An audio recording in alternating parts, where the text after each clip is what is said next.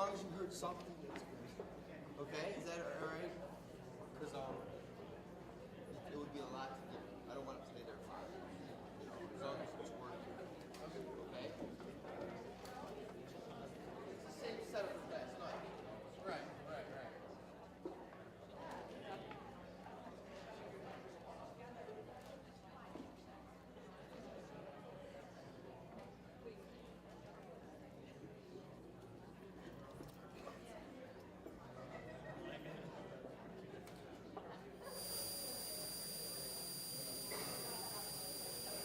And to turn.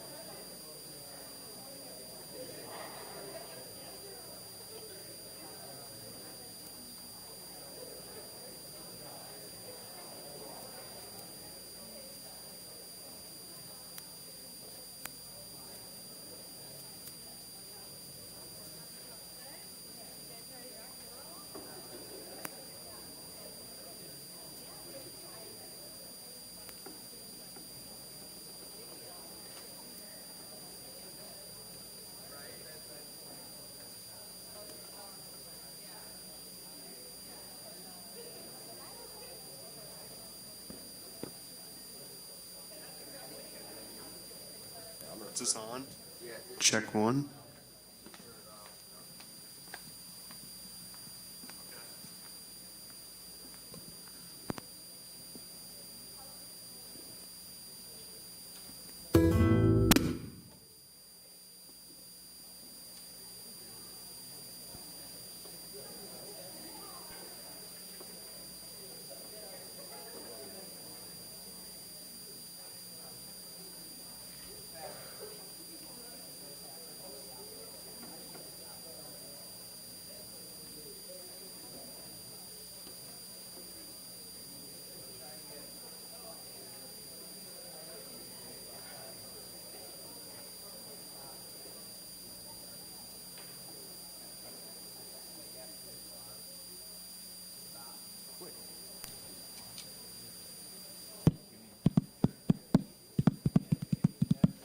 Check 1 2.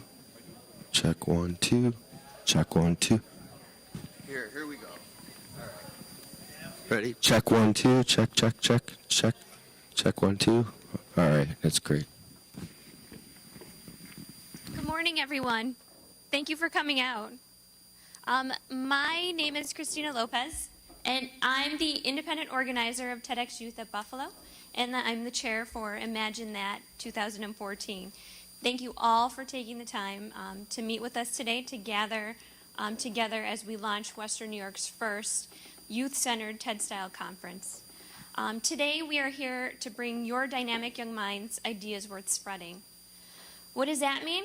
Well, in just a few minutes, you'll be introduced to 8 incredible speakers with 8 incredible concepts, ideas, and stories that will hopefully inspire you to move change within your own communities. Moving to make change in my own community is what inspired me to take this conference on in the first place. I saw TEDxYouth as an opportunity to give this audience, everyone in this room, the best gift that I could offer to you. And that special gift is the special educational hybrid experience, a culmination of concepts, ideas, and stories that you will hear today. My hope is that each of you will learn something new, think outside the box, and be inspired to move change within your own communities.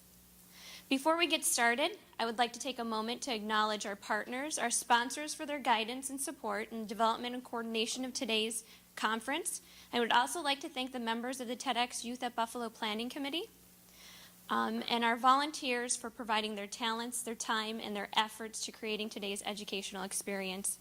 Without this spectacular group of dynamic minds and talent, none of today's experience would be possible. Thank you to you all.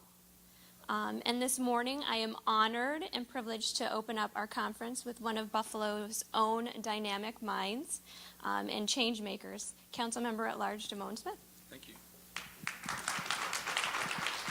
Well, good morning. Are y'all still asleep? I mean, y'all kind of, can you hear me without the microphone? Because the microphone got crazy feedback. Can you hear me? You can't hear me on the on the video. All right. Well, good morning, everybody. Boys and girls, ladies and gentlemen, welcome to this thing they call life. Some of you know about it, some of you don't. But today we have a number of speakers that are here to tell you about it, to tell you what got them through, to tell you how you can make a difference in the community as well as improving yourself. So ladies and gentlemen, boys and girls, put on your thinking caps, open your eyes, and expand your mind to see what you can and what you can't do.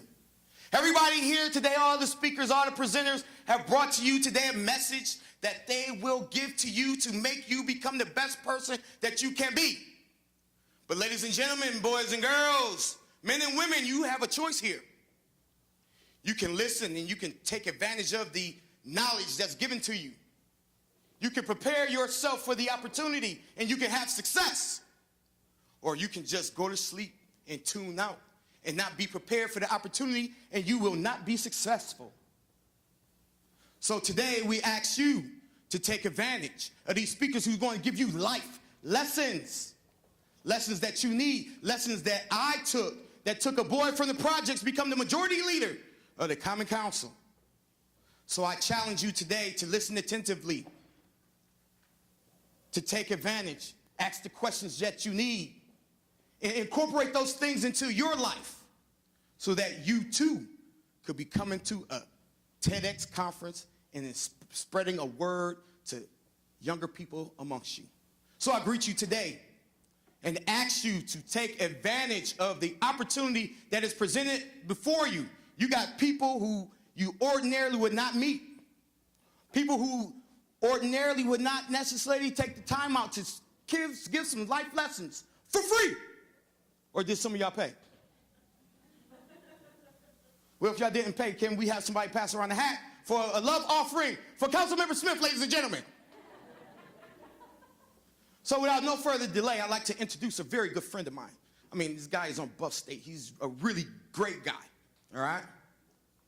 He works here. He does it all. He's in the community. And biggest thing, though, is he loves younger people. And that's no other than the man himself, Mr. Buffalo State, Hal Payne. Thank you so much, Mr. Majority Leader. And good morning. Good morning. I'm Hal Payne, Vice President of Student Affairs at Buffalo State, and I'm here to welcome you on behalf of our president, President Howard Cohen, who is returning today from China. And I am the person who is responsible for making sure that all of our Buffalo State students who have dreams, that nothing happens while they're here to keep those dreams from becoming true. And so we welcome you today. We welcome you to our recently renovated Campbell Student Union and the state-of-the-art social hall. And we hope that while you're here, you'll tour this building. Go sit by the fire in our fireside lounge across the hall. I hope you'll have lunch in our recently renovated dining facility downstairs. And we invite you to look around the campus. $385 million worth of new construction here at Buffalo State. We're opening a new fitness center next year, and we've completed a new technology center, a science and math building. We hope that you will take a look at our campus while you're here and maybe even talk to a couple admissions people. How many of you are high school students who are here? Please raise your hands. So we want you to think about your dreams while you're here. Think about college and think about Buffalo State. We also want to make sure that you understand the power of this program. We know that TEDx Buffalo is here to make certain that you, young people who aspire to inspire, are motivated and supported in your effort to become those people who will lead our society in the future. And of course, today you've just heard from one of our current leaders, Damone Smith, Majority Leader of the Buffalo Common Council. You're about to hear from one of our graduates. In fact, the former president of our Alumni Association, Mayor Byron Brown. Mayor Brown, yes, go ahead and give him a hand. He's going to join us in just 1 minute. And we're very proud of him, third-term mayor of the city of Buffalo and a graduate of this college. The chief of the B District Police, Chief Brian Patterson, is here.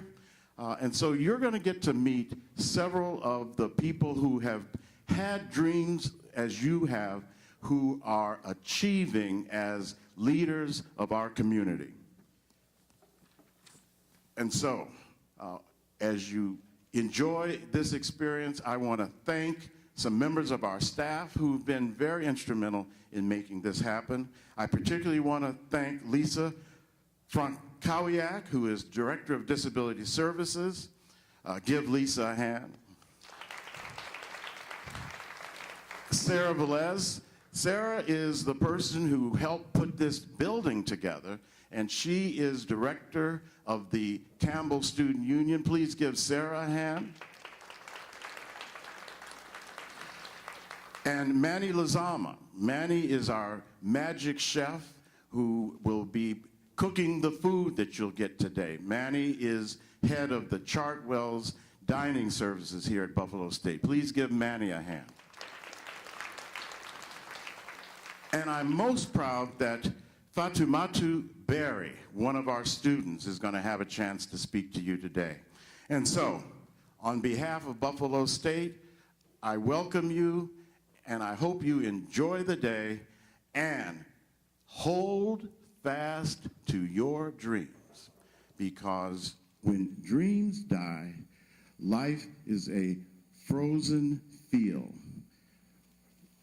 Hold fast to dreams, for it is your dreams that will save our country in the future. Remember that. Hold fast to your dreams. So, welcome to Buffalo State. Welcome to TEDx Buffalo. And thank you for coming today.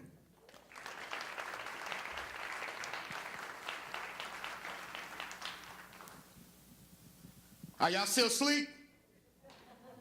All right, I want to do an exercise because this next person that we about to bring up to you, you guys, who's actually going to be running this, emceeing this program, is one of the most outstanding people in Buffalo. All right, any of you guys been to a construction site? Raise your hand if you've been to a construction site.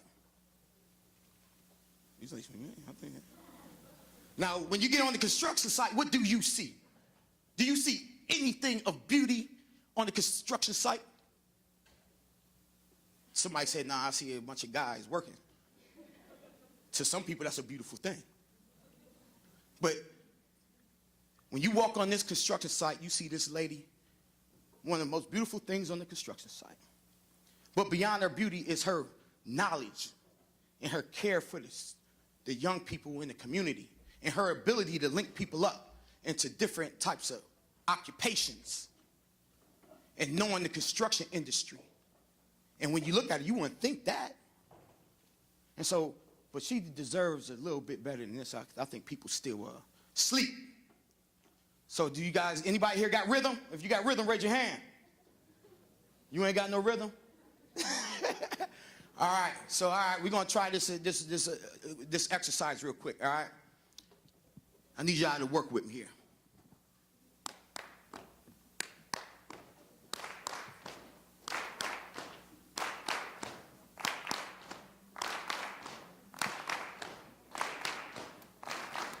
We want Tracy, we want Tracy. We want Tracy, we want Tracy. We want Tracy, we want Tracy. A little louder. A little louder. We want Tracy, we want Tracy. We want Tracy, we want Tracy. Tracy, ladies and gentlemen.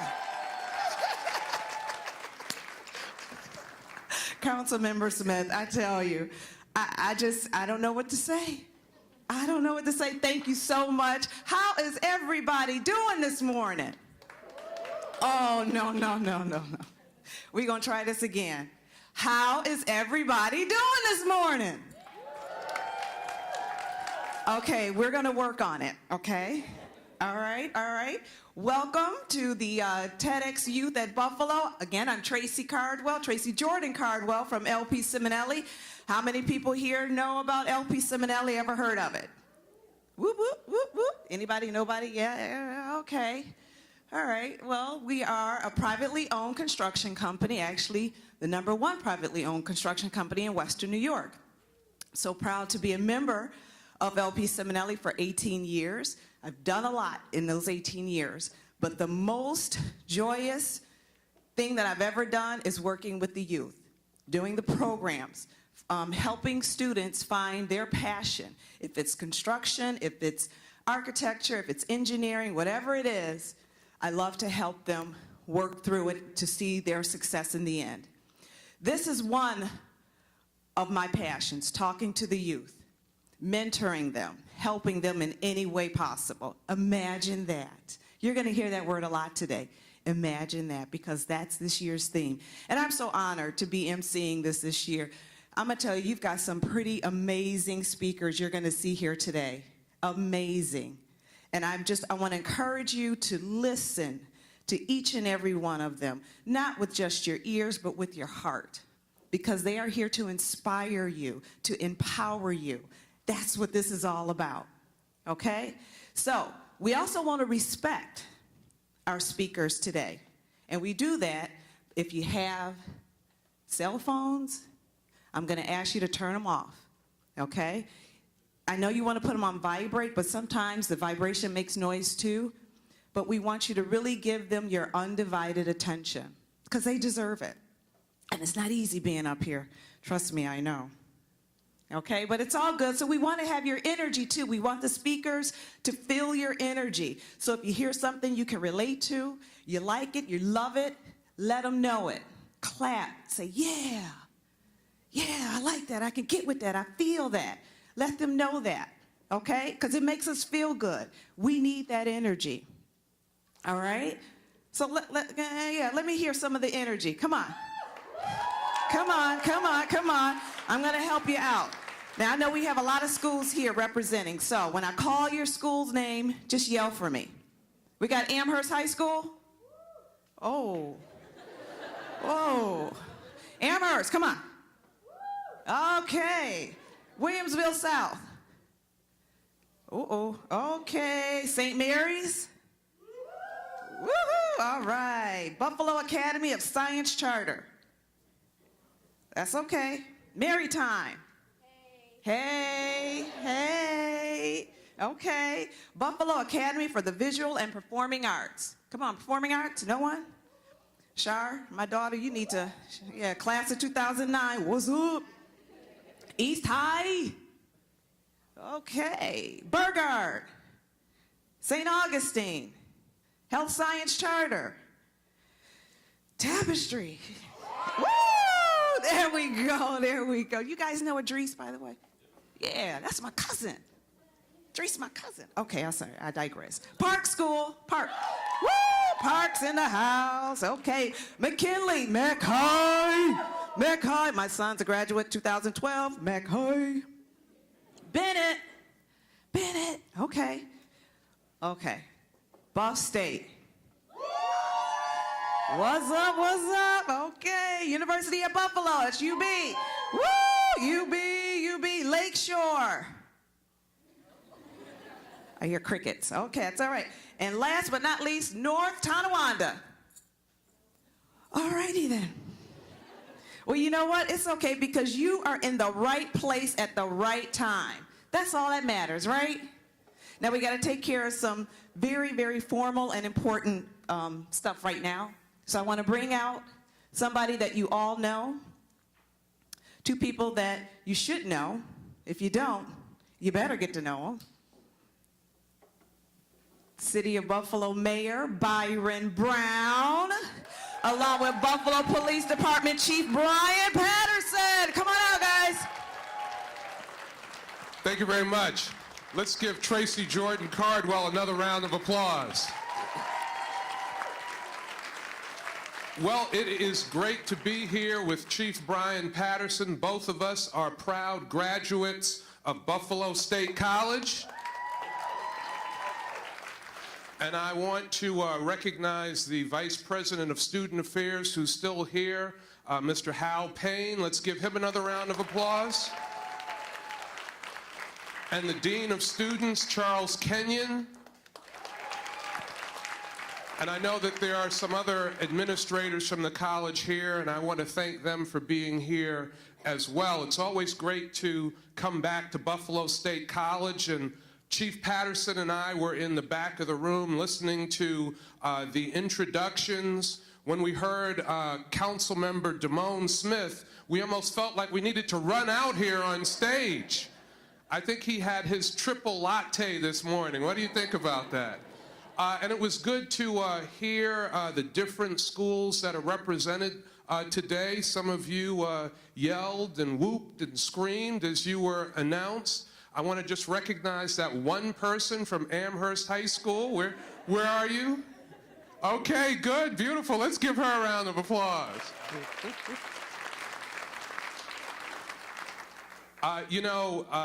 This is about our young people, all of you who are here, and your ideas, and the power of ideas to shape communities, the power of ideas to change the world. And I am very excited to be here to support. You can clap on that. Chief Patterson is one of those younger managers in our Buffalo Police Department that is bringing and infusing tremendous ideas into the Buffalo Police Department. And it's good to be here with him, and it's good to have young people in organizations who are willing to step forward and share their ideas and push their ideas, because that makes what we're doing in organizations, what we're doing in society, so much better. So I hope you will get into today. I hope you will get fired up about today. I hope you will get excited about today, because today is about your ideas, you expressing your ideas, and you recognizing the awesome power of ideas to transform communities. Now, I have a proclamation. I want to present it to Ms. Christina Lopez, who is chair of this event, TEDxYouth at Buffalo. Let's give Christina a round of applause. Now, I know that she has a committee, and some of her committee members have come out with her and with us. But I just want to say that anytime you organize something like this, it's not easy. A lot of work, a lot of energy, a lot of planning goes into events and activities like this. So let's give Christina another round of applause. And the committee, All the folks wearing the gray shirts, so nicely color coordinated, they are the committee members. So let's give the committee another round of applause. Now, just a couple of commercials about Buffalo before I read the proclamation. Just want to let you know what's happening in Buffalo that young people should be very excited about.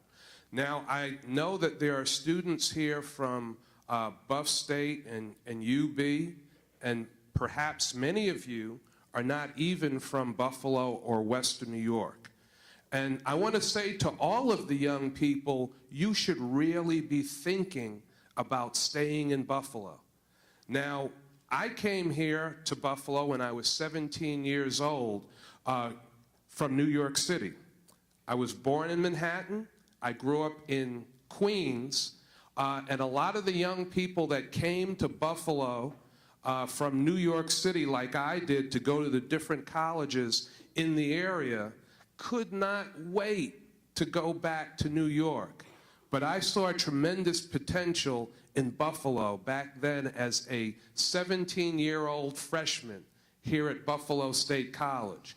Now, all that many years later, from 2012 to present, there is over $4.3 billion of economic development activity going on in the city of Buffalo.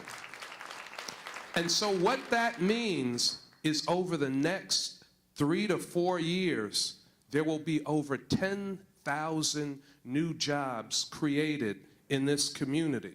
So this is a good place to live, this is a good place to work, and it's a good place to play.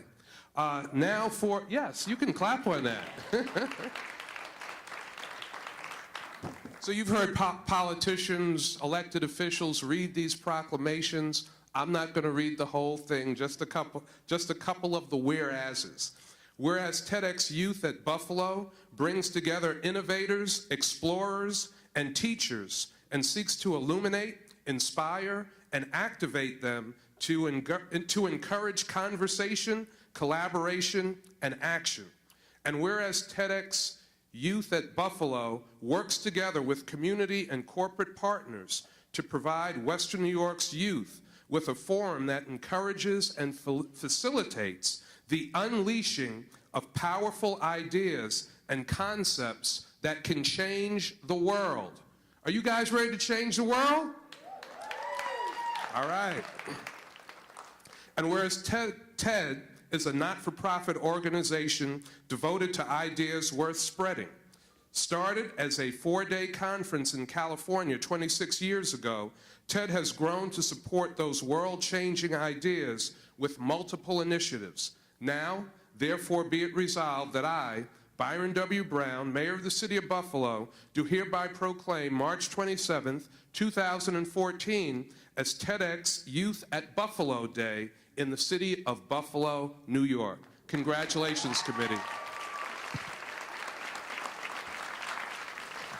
Thank you, everyone. I just want to thank Mayor Brown and Chief Patterson for coming out, and I just want to introduce 2 of our committee members who've been very integral in this process, and I want to introduce them. This is Brian Casey, and this is Lisa Frankowiak. And I just wanted everybody to make sure to introduce you. So thank you for helping out, and thank you all for coming out. That's it. Sure. So just one more thing about Chief Patterson. Chief Patterson is the person that is in charge of downtown Buffalo when it comes to policing and public safety. So on the weekends, when you are on Allen Street, when you are in the Elmwood Village, when you are on the Chip Strip, Chief Patterson is the person that is in charge of providing the police services and public safety. If you see him out there, be very nice to him. If you see him out there and you're not quite doing the right thing, straighten up real quick. So again, we're very pleased to have Chief Patterson here to take some time out of his day, and just want to thank him and the Buffalo Police Department for what they do each and every day to make our community safe. Thank you.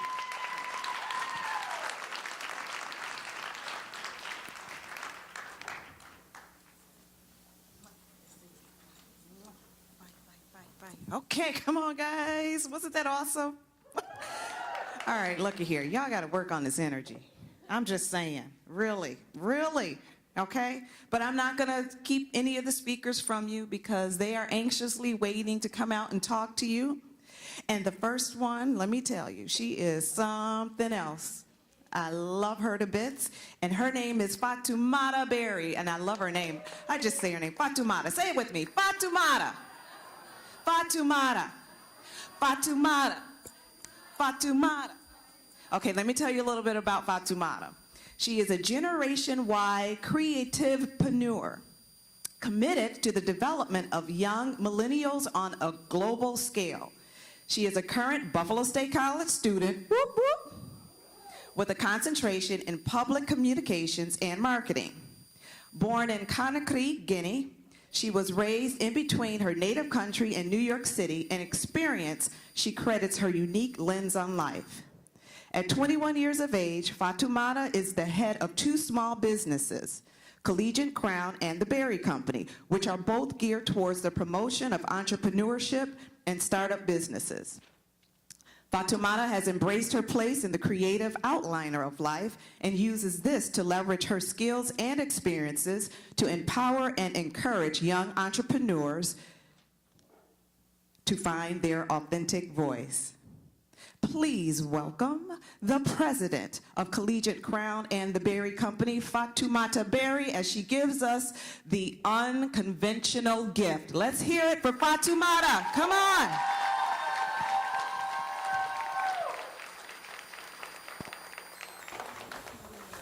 We say to girls, you can have ambition, but not too much. You should aim to be successful, but not too successful, otherwise you will threaten the man. Because I am female, I'm expected to aspire to marriage. I'm expected to make my life choices, always keeping in mind that marriage is the most important. Now, marriage can be a source of joy and love and mutual support. But why do we teach girls to aspire to marriage and we don't teach boys the same? We raise girls to see each other as competitors, not for jobs or for accomplishments, which I think can be a good thing, but for the attention of men. We teach girls that they cannot be sexual beings in the way that boys are. Feminist, a person who believes in the social, political, and economic equality of the sexes. You wake up, tossed up, round in it, laughing on that. Good morning, everyone. Hey, I kind of feel like I have to deliver now because Beyonce just introduced me, so it's pretty cool. Good morning. My name is Fatumata Barry. I want to thank you all for being here today. As much as this is an experience for you, it's also an experience for me. And forgive me if I play with my mic. I'm having some technical difficulties. But I'm here today not only to give you an anecdote about my life and where I've been, because this is not a verbal autobiography, but to give a gift to you all. I call myself a Generation Y creativepreneur, and I'm sure some of you are asking what this means and why is she making up words that doesn't exist. But it means something to me. It means that I've embraced my life in the creative outlier. It means that I'm different, I'm unique. But I wasn't always this way. I was a scared and insecure young girl. But I learned to pursue my passion and purpose with confidence because I learned to live my life outside of this box. This box means different things for many people, and for me, it means fitting in. Now, if your parents were anything like If your parents were anything like mine growing up, they warned you, do not accept gifts from strangers because you will get kidnapped and that's the last the universe will see of you. So, before I can give you my gift, I kind of have to let you know who I am. And this is the gift. By the way, it's all wrapped up and cute. I was born in Conakry, Guinea. Conakry, Guinea is a small country on the coast of West Africa. When most people hear of Guinea, they think of two things. Exhibit A guinea pig, and Exhibit B, a pygmy tribe of Papua New Guinea. So as you can imagine, a large portion of my childhood was spent explaining to people that no, my country was not inhabited by guinea pigs, and no, I did not grow up in a remote village in Africa. The truth was, I was born to a mother who worked for the United Nations, so we traveled a lot. And at the age of 4, we moved to the Big Apple, New York City. New York is a place of multicultural diversity, but for me, it was also the first place I acknowledged that, Binta, you are different. I didn't speak the language. You see, when I came here, I didn't know English, I dressed differently, and I was also raised kind of different, so I had a hard time fitting in with other people, and I began to associate being different with being an outcast. So I did everything I could to fit in. I remember acting disinterested when my family would talk about how beautiful our culture was and the things that made us us. I stopped letting people know that I speak 3 different languages. I told people to call me Binta instead of Fatumata because it sounded more American. This continued for about 8 years of my life, and I call this phase the running phase because I was running away from the things that made me different. But the irony is, the more that I ran, the sadder I became. And I realized that I was cheating myself out of the most important person I could have met back then, myself. And this continued for about 8 years until I was a senior in high school and decided that I wanted to leave and I wanted to go far away. For most, college is an opportunity to experience new things, to maybe get away from your parents and be independent. But for me, it was a second chance. It was a chance to live my life authentically, and it was a chance to live my life, which was my life. I did 3 things when I got to college at SUNY Buffalo State. The first is I stopped asking people to call me Binta, and I let them know that my name was Fatumata. Sure, it was different. Sure, maybe it's a little hard to pronounce, but it was my name, and because it was mine, it made me special. The second thing that I did was change my major. When I picked my college major, I'd listened to what everyone else thought was good for me. You're really good at writing, Binta. You should be a writer. No, you love talking. You should be a lawyer. And I never knew what it is that I truly wanted to do because I was always so busy listening to the noise. So I found something that I fell in love with, public relations, and I pursued it. And despite hearing my mother, my family talk about how we don't know what PR is, how are you going to make a living out of PR, I followed my heart, and I followed what I felt passion in. The third thing that I did, and possibly the most important, is that at 19, I started my first business. I was met with so much opposition. I was told that I didn't have enough experience, that I wasn't responsible enough, and that I wouldn't be able to handle it. Now, if I were living my life inside of this box still, I probably would have listened, and I probably would have came up with additional reasons why I wasn't ready and why I wasn't equipped. But you see, I was living life outside of this box. So that meant doing things differently. That meant doing things my way. So again, I blocked out the noise, and I pursued my passion. Now, I tell you all these things again, not to sit here and open up the book of who Binta is and my fabulous life, but to be able to share something with you. My gift is my testimony. You see, living outside of this box, I learned 3 things that I want to share with you all, because they're the 3 things that make me who I am today. The first, you have a gift. I have a gift. She has a gift. He has a gift. We all have gifts. We all encompass unique qualities that make us us. They're the things that separate us from everyone else. I was special, and it's not because someone told me I was special or because someone gave me my gift. It's because I allowed myself to find my gift by operating out of my truest form. Now, one of my favorite actresses of the moment, Miss Lupita Nyong'o, said something recently in her acceptance speech that resonated with me profoundly. What I've learned from myself is that I don't have to be anybody else, and that myself is good enough, and that when I am being true to that self, then I can elevate myself to extraordinary things such as this. You have to allow for the impossible to be possible. We are all special. And a lot of the time, we don't realize how special we are because we're trying so hard to fit into these qualities that other people have. The second thing that I learned is there's a caveat to living life outside of the box. It means taking a journey by yourself sometimes. It means not always identifying with other people. And it means stepping out of your comfort zone. We don't grow when we allow ourselves to remain in the same situations. We grow when we're given things that we might not be able to handle, because that's when who we truly are shows. And who we truly are is something to be celebrated and shared with the world. The third thing I learned, and my favorite, is that if your gift makes you different, it's okay. One of my favorite poets, Sir Drake III, said in one of his soliloquies, "Don't you ever forget the moment you began to doubt transitioning from fitting in to standing out. If your gift makes you different, that's okay. Being different is not something to be afraid of. And being different is not a plague.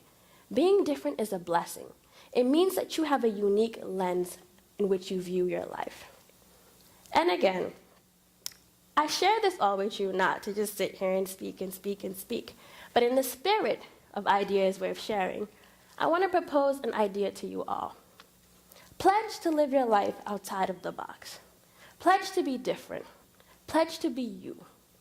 And in case you're ever wondering if there's someone along with you on this journey, when you sat in, there were papers on your seats. These are some of my favorite quotes. And I want you all to know that you have a partner in your journey and that you have someone that supports you.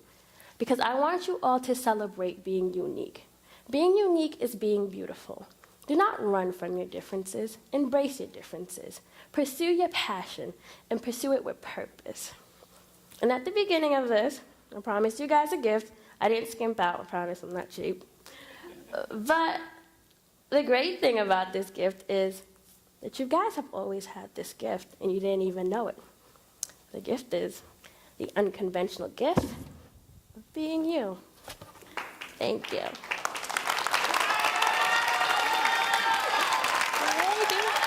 And that's you.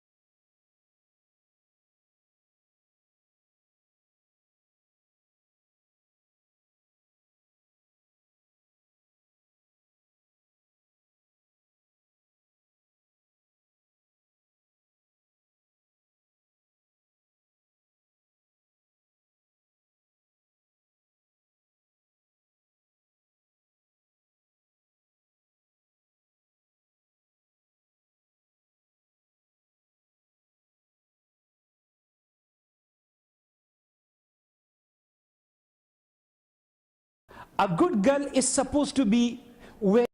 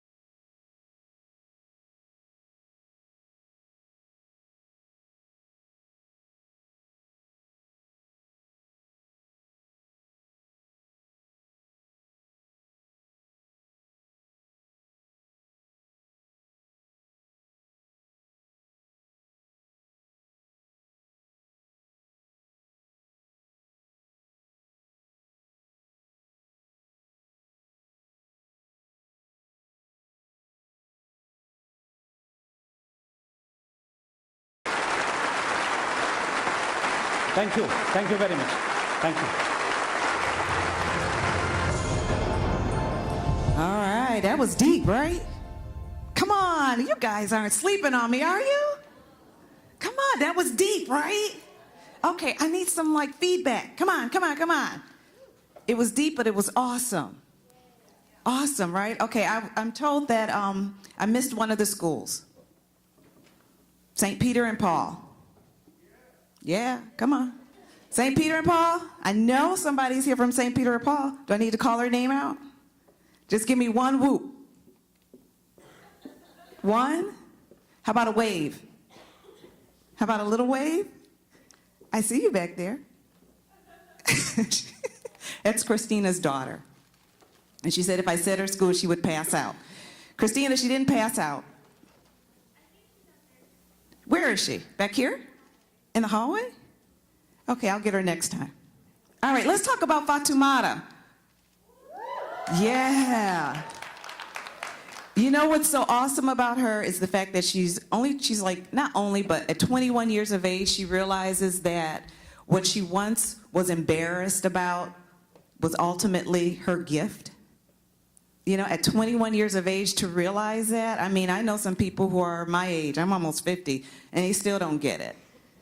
But the fact that she gets it and she's using it to inspire, empower, and motivate others her age and older. Awesome, right? Awesome. All right, you guys ready for the next speaker? Are you ready for the next speaker? Now remember, I said they need to hear your energy. They need to feel it. Are you ready for the next speaker? That's what's up. All right, his name is Dan Giganti. He's another phenomenal, dynamic guy.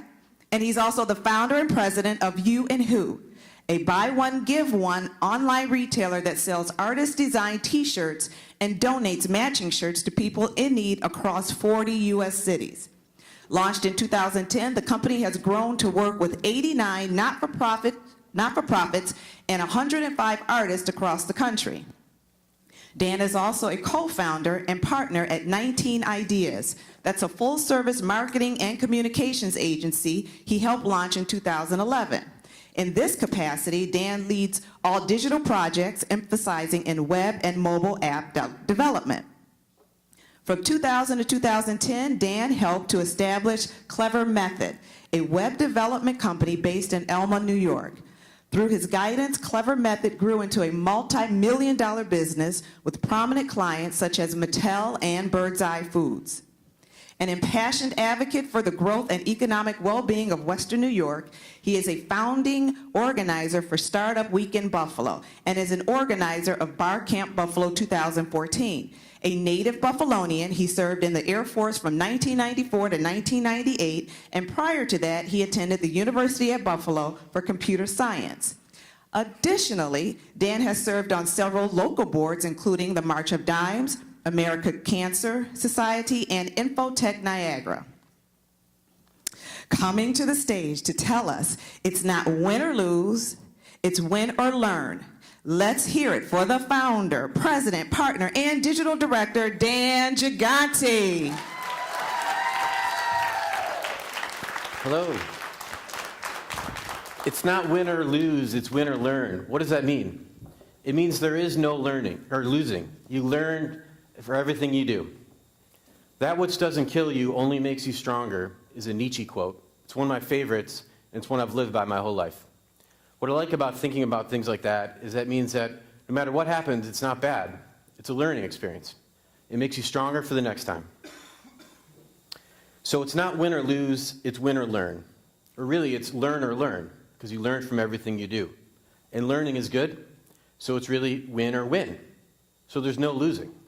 If you think of things like that, I think it takes away the fear. There's nothing to be afraid of. Nothing bad can really happen. I think you eliminate the fear. It allows you to think freely. It opens up your mind. It shows you that anything is possible. All possibilities are available. You can do anything you want. Why? Because there's no winning, there's no losing. It's win or learn. Things will happen, setbacks will happen, but those are opportunities to learn. And again, if you look at things like that, it's just really, there's no losing. One thing that's helped me is I am able to come up with solutions quickly. Things happen, and I'm able to think on my feet and act accordingly. I do think ahead, and I plan ahead some alternative plans, but then when the things happen, I'm able to move quick. And I'm not afraid, and I think that's what allows me to move like that. So who am I? I'm Dan Giganti, just a regular guy like you who likes to do things. I'm working on 2 companies right now. I'm an idea guy. I'm not very organized, but don't hold that against me. A few years ago, I had an idea for a company. I watched a video interview of Blake McCoskey of Tom's Shoes. Has anyone heard of Tom's? Anyone wearing Tom's? Anyone? What's your name? Hunter. What do you know about Tom's? Perfect. Everyone give Hunter a round of applause. Thanks for playing along. Why don't you do this? Forgot to do this. Oh, look at that. Okay. Tom started out selling shoes. For every pair of shoes that they sell, they donate a pair to kids in need. They now sell coffee as of recently in glasses. When I heard about the shoes, I thought it was the greatest thing I'd ever heard. At the time, I had my company you heard about at the beginning. I founded it in 2000 with a friend. We had grown it to 34 people, 34 employees. It was a multi-million-dollar company. I volunteered a lot. I was on different boards. I volunteered different, opportunities in the area. I like helping people. What I loved about the idea of Tom's was that it combined business with giving. Every single sale resulted in helping someone else. When I heard of Tom's, I immediately had this idea that I could start a t-shirt company, and for every shirt we sold, we would donate a matching shirt to someone in need. I loved this idea. So, you and who? It means when you buy a shirt, we donate a matching shirt to someone in need.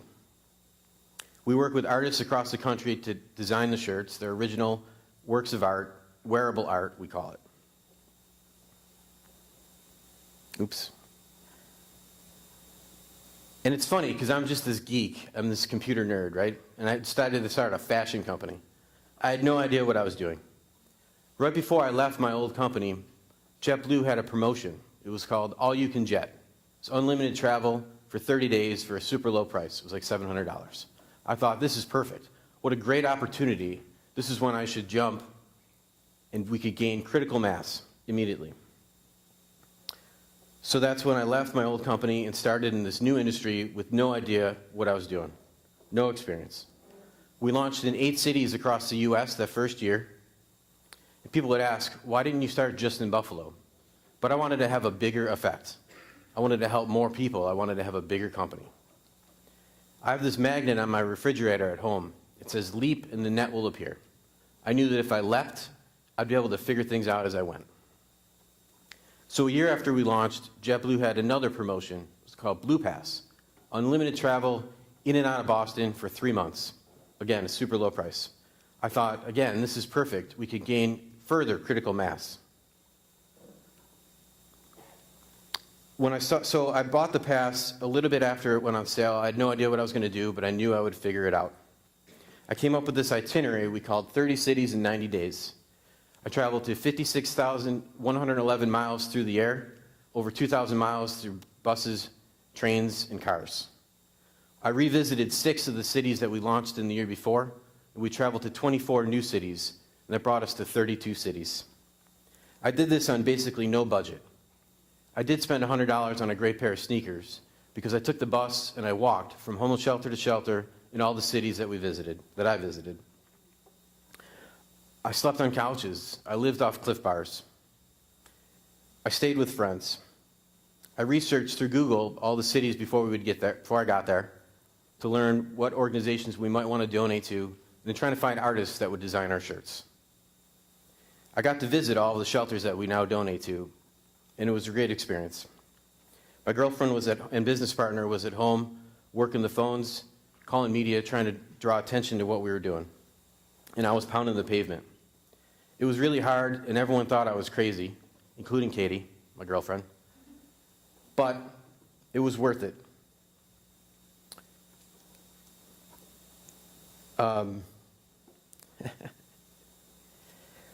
One of the things that I realized on this trip was that I have this great support network. And the people that we're helping don't have that network. That's why they're there at the shelter. Between that and seeing the people that work day to day helping people at the shelters, that was the fuel that kept me going. I didn't get tired the whole time. And I tell you what, I don't complain about anything anymore or take anything for granted. There's a lot of people in our own country that are hurting and need a lot of help. I would come home on some weekends. Oh, did the trip finish? There was a lot of legs. I would come home on some weekends, just enough time to do some laundry, buy some more Cliff Bars, and see my beautiful girlfriend before I had to leave, sometimes less than 24 hours after I got home, after I got home. You and Who is now in 40 cities. We moved into 7 new cities in 2013. Every step of the way, I've just jumped and I've figured it out.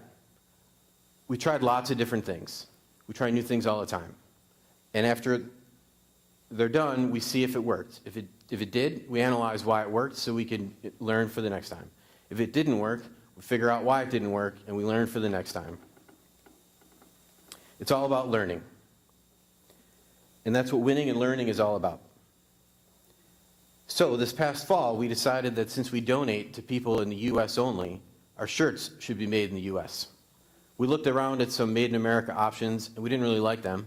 So I said, why don't we make our own shirt? Again, I had no idea what I was doing, but I knew that I'd be able to figure it out as we went. I researched, I sent emails, I made phone calls.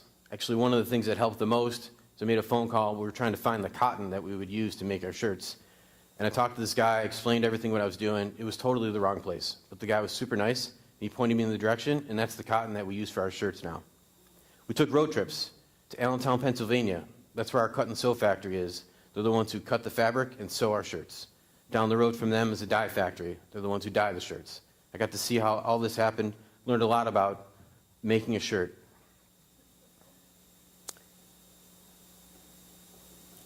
Then we launched an Indiegogo campaign, crowdfunding, called Making the Goodest T-Shirt Ever.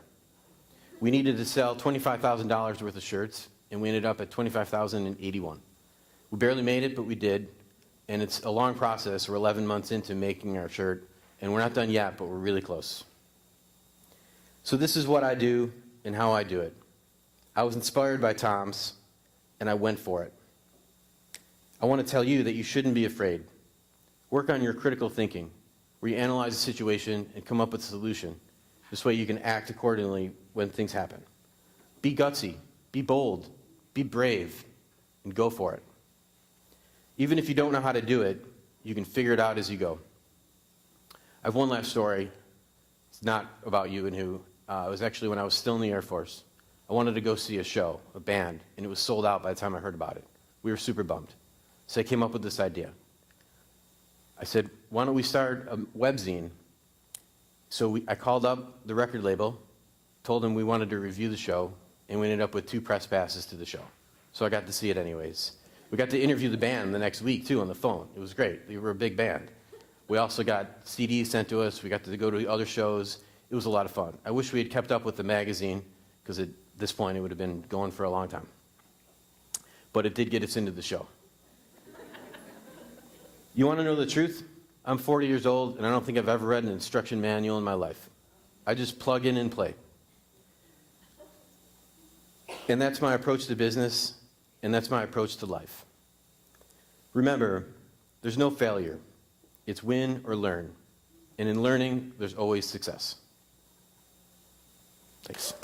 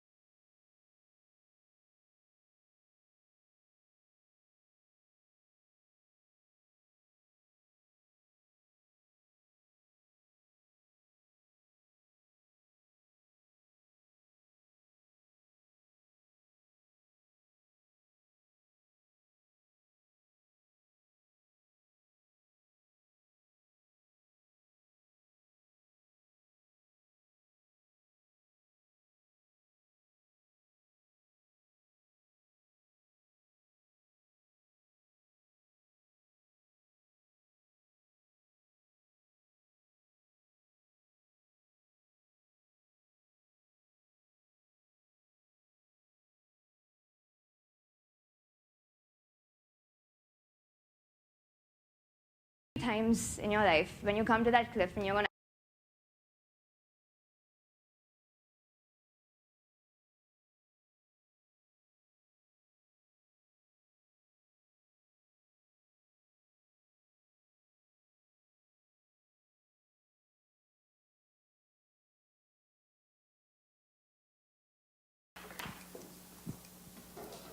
Hey guys, how you doing?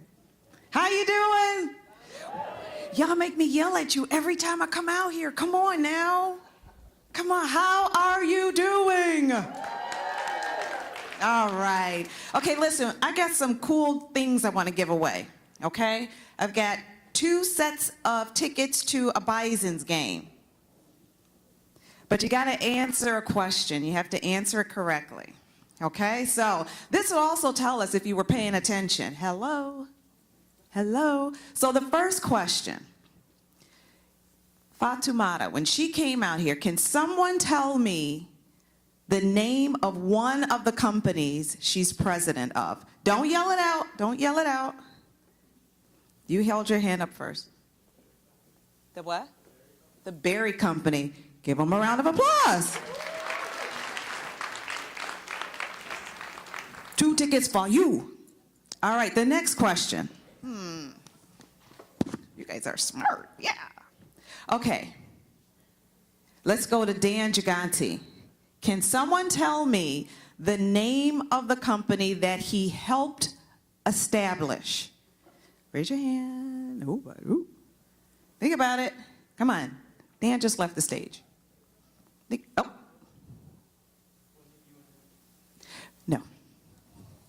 No, he's the founder and president of You and Who, but he helped establish this company. It's a web development company, and it was based in Elma, New York. There it is, clever method, woohoo! 2 tickets for you. All right, guys, now you have to listen up. You want to know why? Because I have other gifts back there, okay?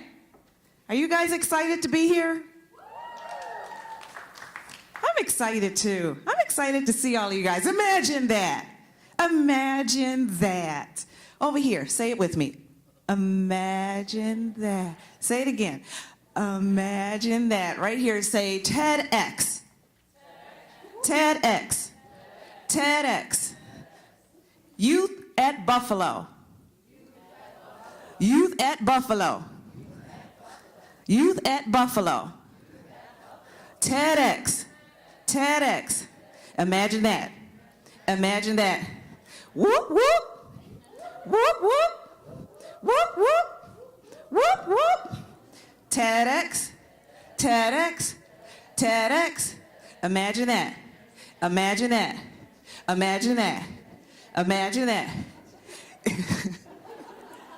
Can we put it together? Can we put it together? 1, 2, 3, go. When I point to you, ready? I got to hear you.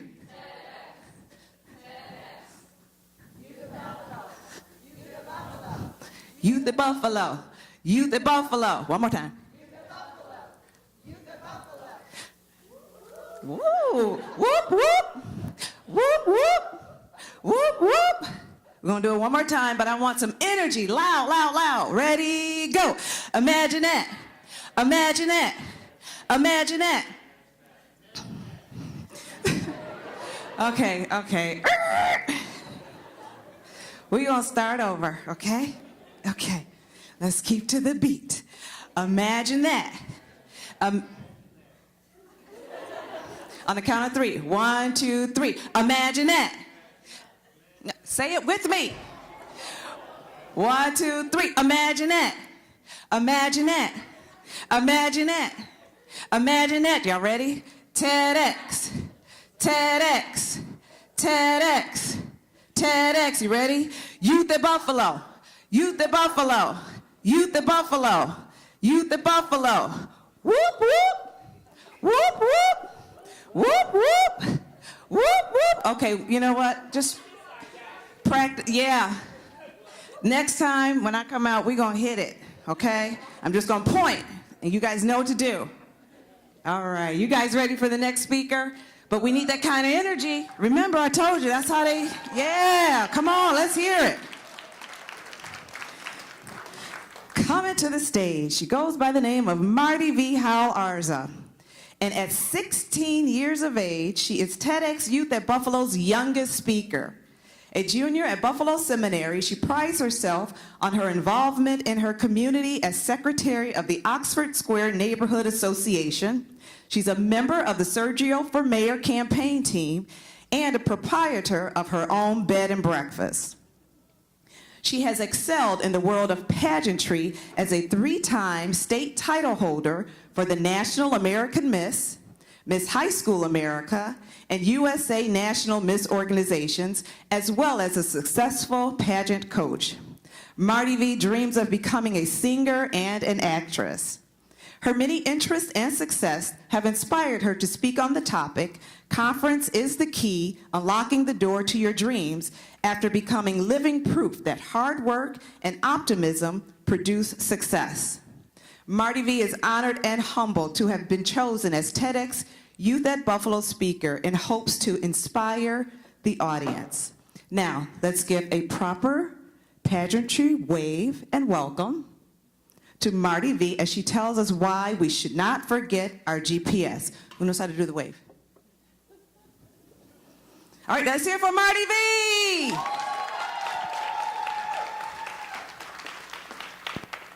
Hey guys, how are you guys feeling? I know it's kind of early, but I'm just gonna get started.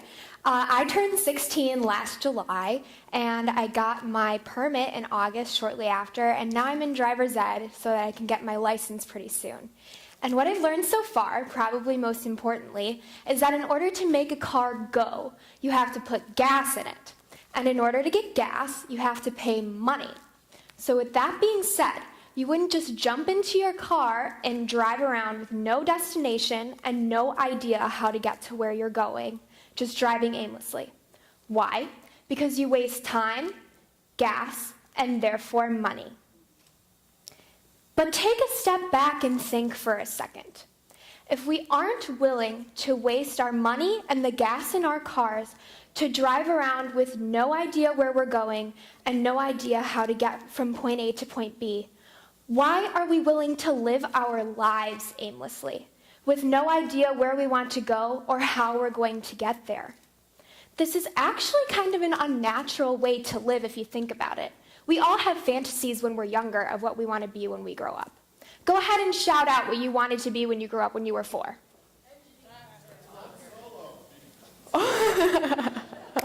Those are some good ones. Well, see, even something as seemingly unrealistic as being a princess, I know I heard it somewhere in the room, it's something to still look forward to and work towards in your life. And those first dreams that you have become your destination that you put into your GPS. Do you want to know what I wanted to be when I grew up when I was 4? A pop star. Specifically, Hannah Montana. I know, it's kind of crazy. And actually, throughout my whole kind of preteen life, go to one going to find me, and I was going to sing for her, and she was going to love my voice so much that she was going to take me back to LA with her and make her record company sign me. I 100% relied on this for 3 years. I'm not even kidding. But aside from trying to get discovered by Miley herself, I loved singing so much that it was my favorite thing in the whole entire world, and I couldn't imagine doing anything else with my life than singing for millions of people every night and sharing my gift with the world. So this became my destination. Unfortunately, though, when I was about 12, I started to realize, hey, Marty V, maybe there are other people in the world who are good singers too, not just you. And maybe, just maybe, they might be a teeny bit, dare I say it, better than you. So because of this deep insecurity and lack of confidence, when I punched in pop star as my destination in my GPS, it came up as address not found. And that really threw me through a loop and made me feel really discouraged. And just like anybody with a faulty GPS, I felt lost. But that doesn't mean I jumped into my car and drove around with no idea where I was going or how I was going to get there. Instead, I clicked on one of the suggested alternative routes that my GPS gave me: pageantry. And the idea really intrigued me, so I put the key in the ignition, started my engines, and followed the clear-cut route that my GPS gave me to a place where I had never even imagined I would go before. So when I started on my journey, I hit a bumper-to-bumper traffic jam. I immediately noticed that I was completely out of my league when I didn't make top 20 in my first pageant. And I wondered what was wrong with me. But even so, I decided to flip on the radio, chill out and listen to some music, and just relax for a while I waited for traffic to pick up. The next year, I went from sitting still on the highway to a slow crawl when I was named in the top 20 of my second pageant. And that was progress, right? It was better than not getting anything. But I was still really frustrated that I didn't win the whole thing, and I wanted to know what I could have done better and what I had done wrong. So I kept my foot on the gas pedal to make sure that I kept moving forward, no matter how slow. The year after that, I went from going 5 miles per hour to 40 miles per hour. And that new level of success really lit a fire in me that sparked my confidence. And at that moment, the fog cleared, the sky was blue, there was not a cloud in sight, and the sun was so bright that I had the ability to check and double check my mirrors and blind spot, move into the left lane, and step on the gas until I finally reached my destination a year later. I won my first state title. And from then on, I knew that if I only persevered and really believed in myself, I not only could win a pageant, I could do anything that I set my mind to. But put that idea on the back burner for a second. I'll give you a little science lesson. You know that if you've ever taken biology, that 60% of the human body is comprised of water. And Dr. Masaru Emoto decided to take this knowledge and use it to put his own theories on the power of positive thinking and encouragement to the test with his rice experiment. He took 3 jars, filled them with rice and water, and placed them next to each other, and every day for 30 days, he said something different to each of them. To the first one, he said, "Thank you." To the second one, he said, "You fool." And the third one, he completely ignored. He said not a word to it. And he did this every day for 30 days. And at the end of those 30 days, his findings were these. The first jar that he had thanked was completely white and healthy, just as it had been when he first put it in. The second jar that he had scolded was green and moldy and obviously unhealthy. And the third jar that he had completely ignored was black. Now, this initial discouragement that challenges your confidence in your ability to achieve your dreams comes from an insecurity. Maybe you're like me and you notice other people around you that threaten you because you think they're better than you. Or maybe you've gone through something terrible in your life that makes it hard for you to think optimistically. Or maybe it's as simple as the people around you tearing you down and ignoring your talents, just like Dr. Emoto tore down and ignored those 2 jars of rice. Either way, though, your spirit and drive turn from healthy and thriving to distressed and sour. And when your confidence withers because of it, so do your dreams, forming that perpetual what if in the back of your mind. But I'm not here to discourage you guys. I'm here to spread a worthy idea to you of how you can turn around that inner monologue and follow your GPS's route to your ideal destination. This starts with your friends. Choose them wisely and not out of convenience. Along my journey, I rolled over a nail and got a flat tire.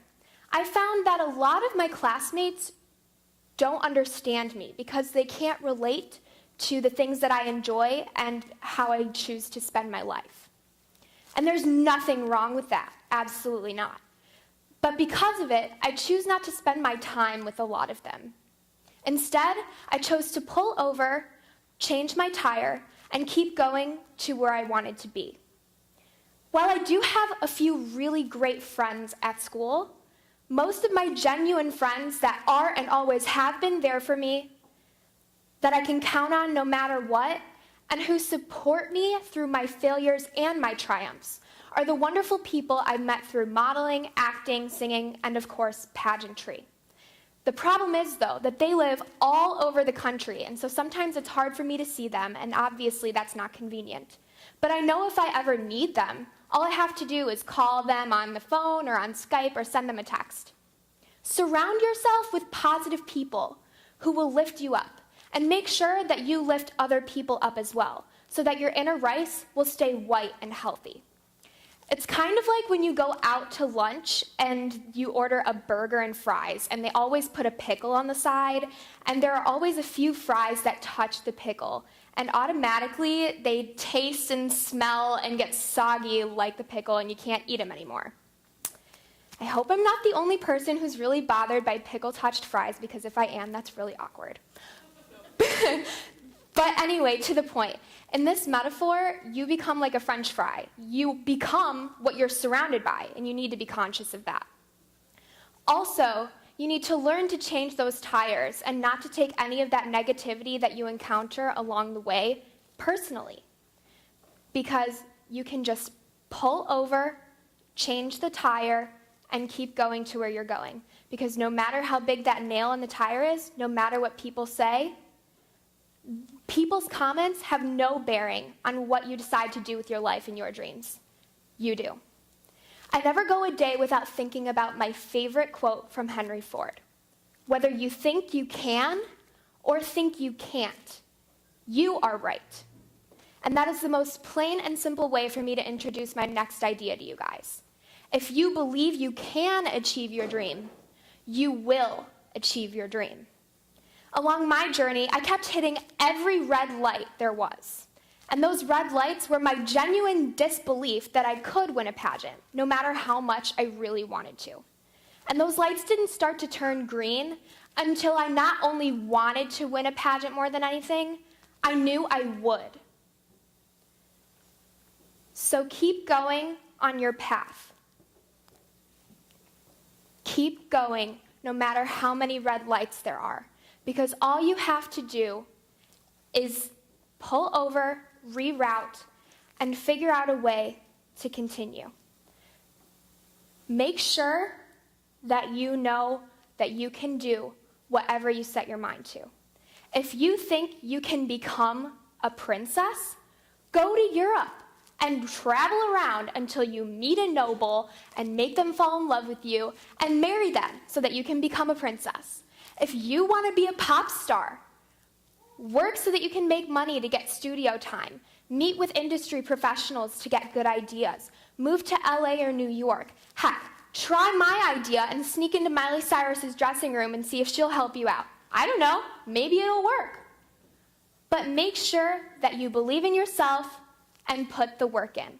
And if by some fluke it still doesn't work out, all you have to do is pull over and reroute to something better and equally as exciting as what you originally had in mind. Grab hold of that steering wheel, your power, and drive yourself to your success. And just like regular driving, if you let go of the steering wheel, you lose control of the car. And if you let go of your power over your own destiny, you'll lose control over that too. I challenge you all to leave this event today with a goal. It could be as small as trying to match your socks every day. And trust me, that may sound really simple, but it's hard for me. Or if you want to set a big goal, maybe it's to become a pop star, set a big goal. All you need is a goal, a destination to look forward to when you start to feel discouraged. Don't live your life aimlessly, driving around with nowhere to go and no idea how to get there. Climb into your car and turn on that GPS so that when you hit traffic jams, get flat tires, and hit red lights, all you have to do is pull over, replace your tire, recalculate your route, and make sure you end up where you need to go. Thank you.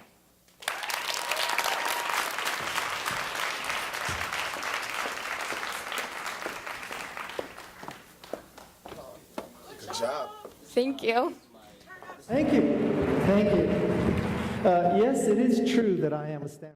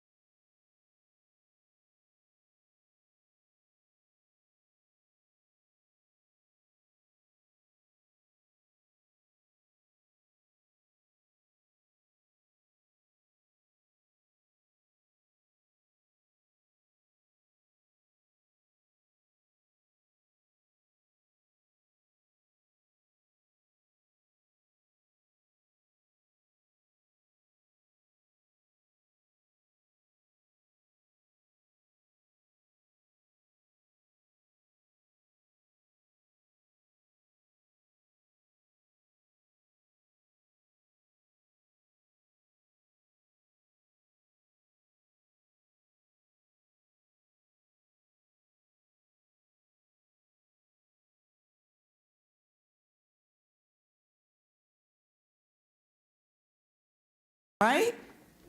Right? Yeah. Yeah, it was awesome. It was awesome. What about Marty V? Whoa, let me tell you, only 16. What?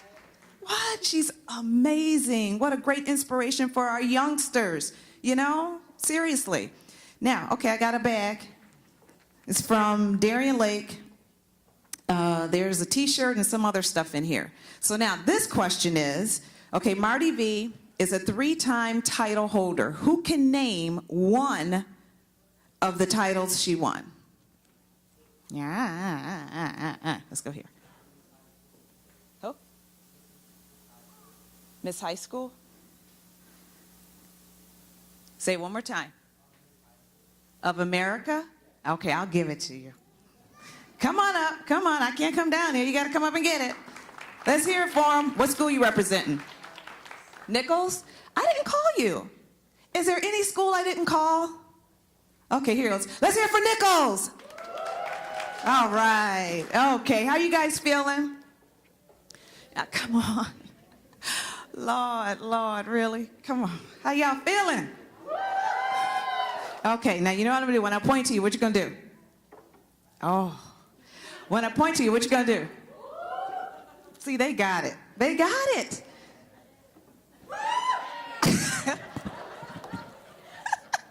I like your energy. I like it. I love it. I love it. Imagine that. Like, oh, yeah. Okay, we're up now. We're woke. Okay. Oh, my heavens. TEDx. TEDx. Come on. Ooh. Youth at Buffalo. Youth at Buffalo. Come on, put some. Come on. Come on. Yeah, yeah. What? Ready?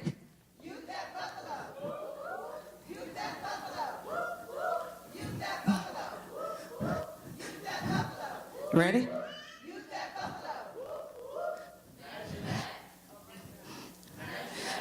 Just a little bit more energy.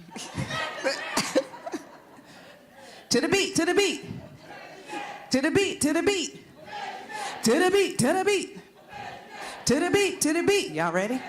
To the beat, to the beat. TEDx. What? TEDx. TEDx. I'm trying to dance. Come on. TEDx. Y'all ready? Youth at Buffalo. Youth at Buffalo. Youth at Buffalo. Youth at Buffalo. Ready? Whoop, whoop. Whoop, whoop. One more time. Whoop, whoop. Last one. Okay, now I want to do it all together. You say, imagine that once, TEDx once, Youth at Buffalo once, whoop, whoop once. Ready? When I point to you, we're just going to keep going. You got it? But got to get energy. Energy, energy, energy. 1, 2, 3, go.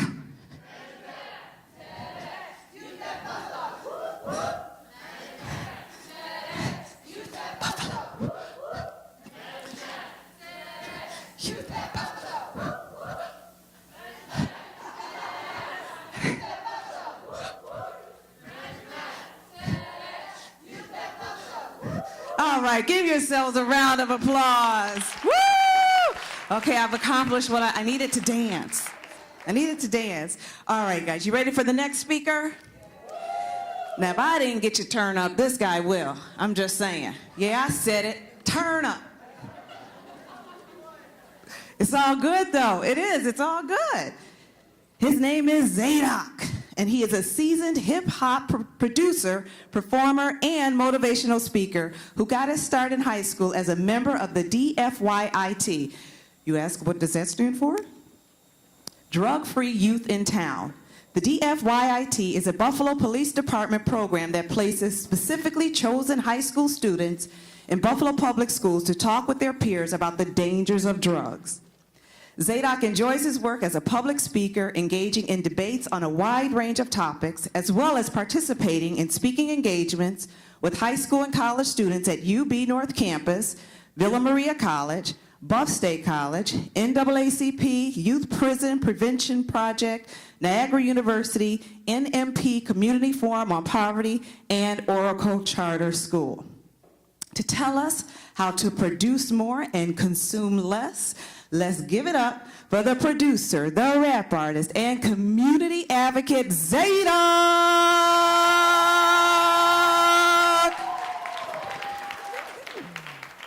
How y'all doing? How y'all doing? What's up? We all right? All right. Say, imagine that. Imagine that. Imagine that. Oh, and my mic just came on. Thank you. All right, come on, let's give it to him.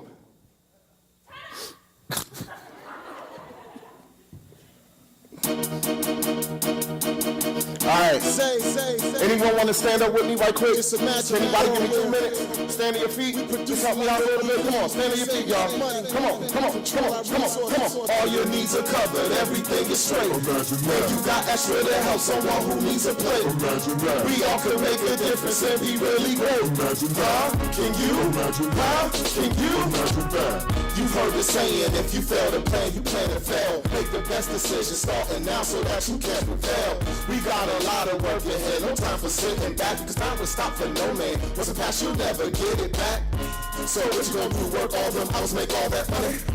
After you pay bills, do you feel like, man, to get all that from me? Every week you get a paycheck, that's feel broke, man, it ain't that funny. It could be a summer day, but your baby can't wait, man, it ain't that sunny. If a man is hungry, you can get fish and that's alright. But he's not a fish, he can eat what he wants and that's for life.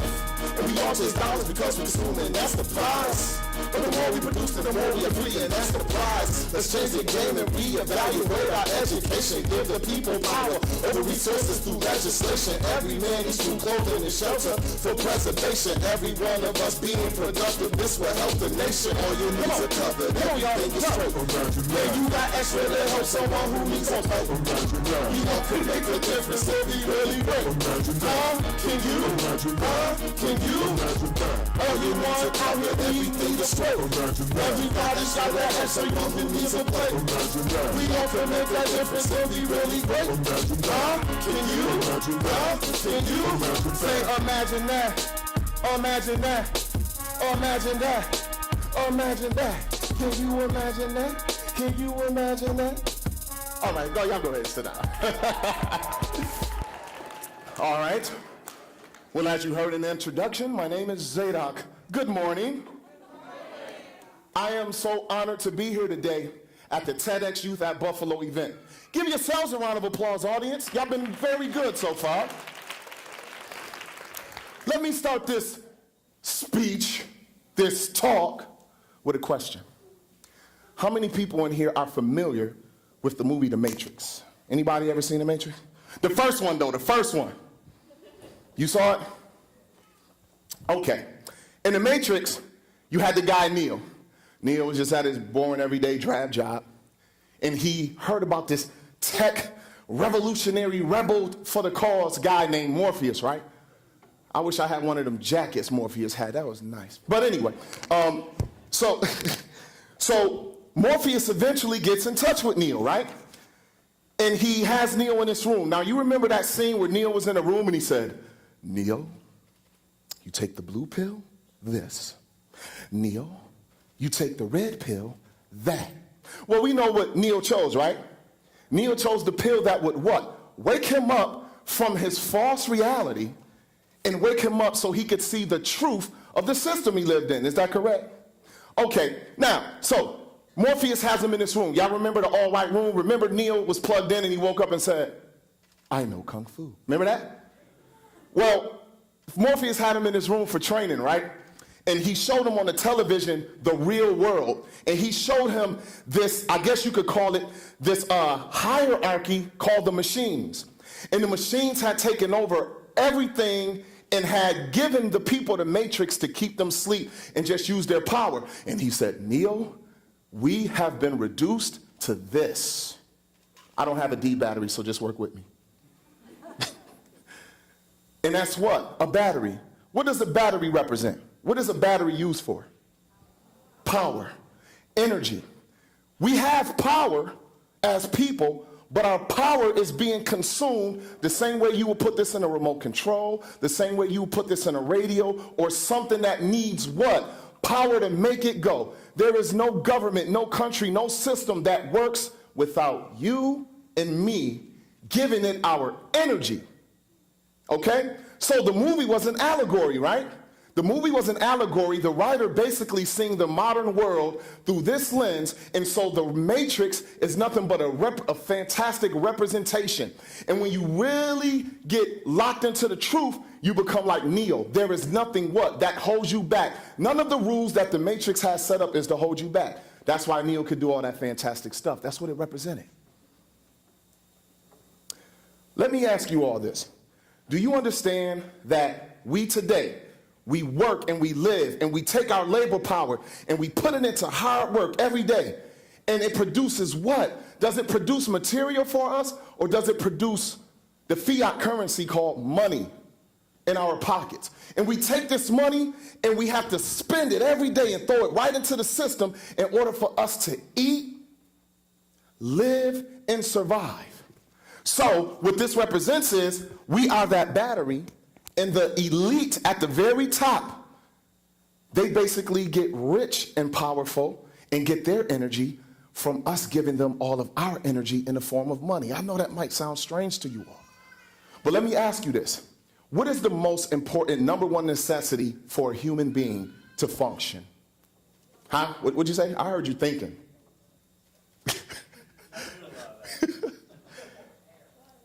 Air, water. You're kind of right, but you know what those two things together combined with other things equals? Our good health. If you want to be the most corrupt person in the world and you sick as a dog and you on your way out, you can't do nothing, can you? If you want to be the great Samaritan in society and you want to do all this good missionary work, if you're not healthy, you can't do it, can you? What everyone needs, whether you're this person or that person, is your good health in order to do what you are meant to do in this world. And guess what? When you have good health, you go out here and work. And what are the three basic necessities that men are supposed to produce for ourselves by our work? In good health, of course. Food, clothing, and shelter. Let me hear y'all say that. Food, clothing, and shelter. Oh man, y'all sound like a choir. Let's do it again. Food, clothing, and shelter. By a show of hands, how many people in here today are wearing clothes that they made? I ain't put my hand up either. Okay, that's cool. How many people in here tonight will eat a meal at home from food that you produced, whether it's meat or vegetable or fruit? No one? Wow. That's what I'm talking about. You. How many people in here are going to go home tonight to a house that they've built for themselves? Oh, you? Then guess what? We have proven the point. We are consumers. We have been produced to be consumers, but what gives us the ability to consume? It is the money that we earn. So if you're in here and you're a doctor, or you're the janitor standing in the back to clean up when we leave, guess what? You're doing it for a check. And what is that check going to produce at the end of the day? The things you need to have food, clothing, and shelter. So it's not realistic that anyone is going to be able to 100% produce everything they need. We're going to consume and we're going to interact and do business in society. But can we start to break that mold and start to learn how to produce something for ourselves? Because when stuff hits the fan and all you have is money, what you going to do if the dollar is not worth as much as it has always been? Oh, you don't think it can happen? There's a country today you all hearing on the news lately, Russia, that used to be called the Soviet Republic or something. And their economy fell in the 90s, and I saw a man on Time magazine cover. He had $100,000 in Russian bills in a wheelbarrow to buy a couple of loaves of bread and milk. That's how much his money was worth now. So you don't have to take what I'm saying seriously, but it is the truth. Has anyone in here ever heard the term food desert? Food desert. What is a food desert? A food desert is basically an area of a city or rural place where you don't have the ability to have grocery stores or either the ability to grow food in your immediate area where you don't have to travel far to go get it. So that means that in my neighborhood, for instance, anyone familiar with Hamlin Park? That's my area. Yes, ma'am. In the Hamlin Park area, about 6 years ago, they built a Tops. It's just a little bit bigger than 7-Eleven. It's the smallest grocery store I've ever seen in my life. And when I go to buy organic or free range, I can't find it there. So I got to come all the way over here to Danny's. That's Wegmans. And places of that nature. I got to go way out on Niagara Falls Boulevard to Whole Foods to eat. That's a problem. If that store wasn't there, what is the closest grocery store to Jefferson and East Utica? If Tops wasn't there. Wegmans over here. Now what happens when our senior citizens need good food? How are they going to get over here? The younger children and the parents who have short money and don't have vehicles, when it's cold outside and they got to travel, how do they get there easily? Food deserts is a study. Now, up here, I got food deserts. That look great. Okay. I'm not going to read this whole thing, but just to let you know, I'm talking facts and not fiction here. This is from the USDA.gov website. Y'all know who the USDA is, right? We trust them every day without even knowing we trust them. Okay.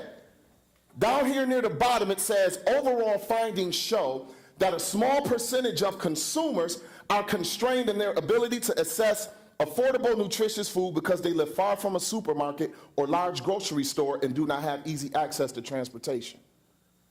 But what if you live near that store and your money's short? Now when you go in that store, even though it got great food, you are still not able to buy the food that you should have, and you got to settle for boxed and canned goods. That is not the healthiest option. It could work for a little bit, but that's not the healthiest option for us all. So, what does the U.S. government recommend?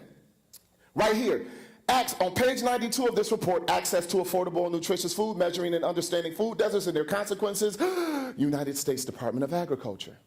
So, how is it that when they write it, they're smart and they're cutting edge and they know what we need?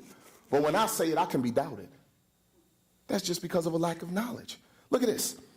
This is their answer to addressing, this is one of them, increase the availability of healthy, locally produced foods, especially in impoverished and underserved neighborhoods, through food assistance programs, backyard and community gardens, grocery stores, farmers markets, community-supported agricultural shares, food buying clubs, and other resources. And one more.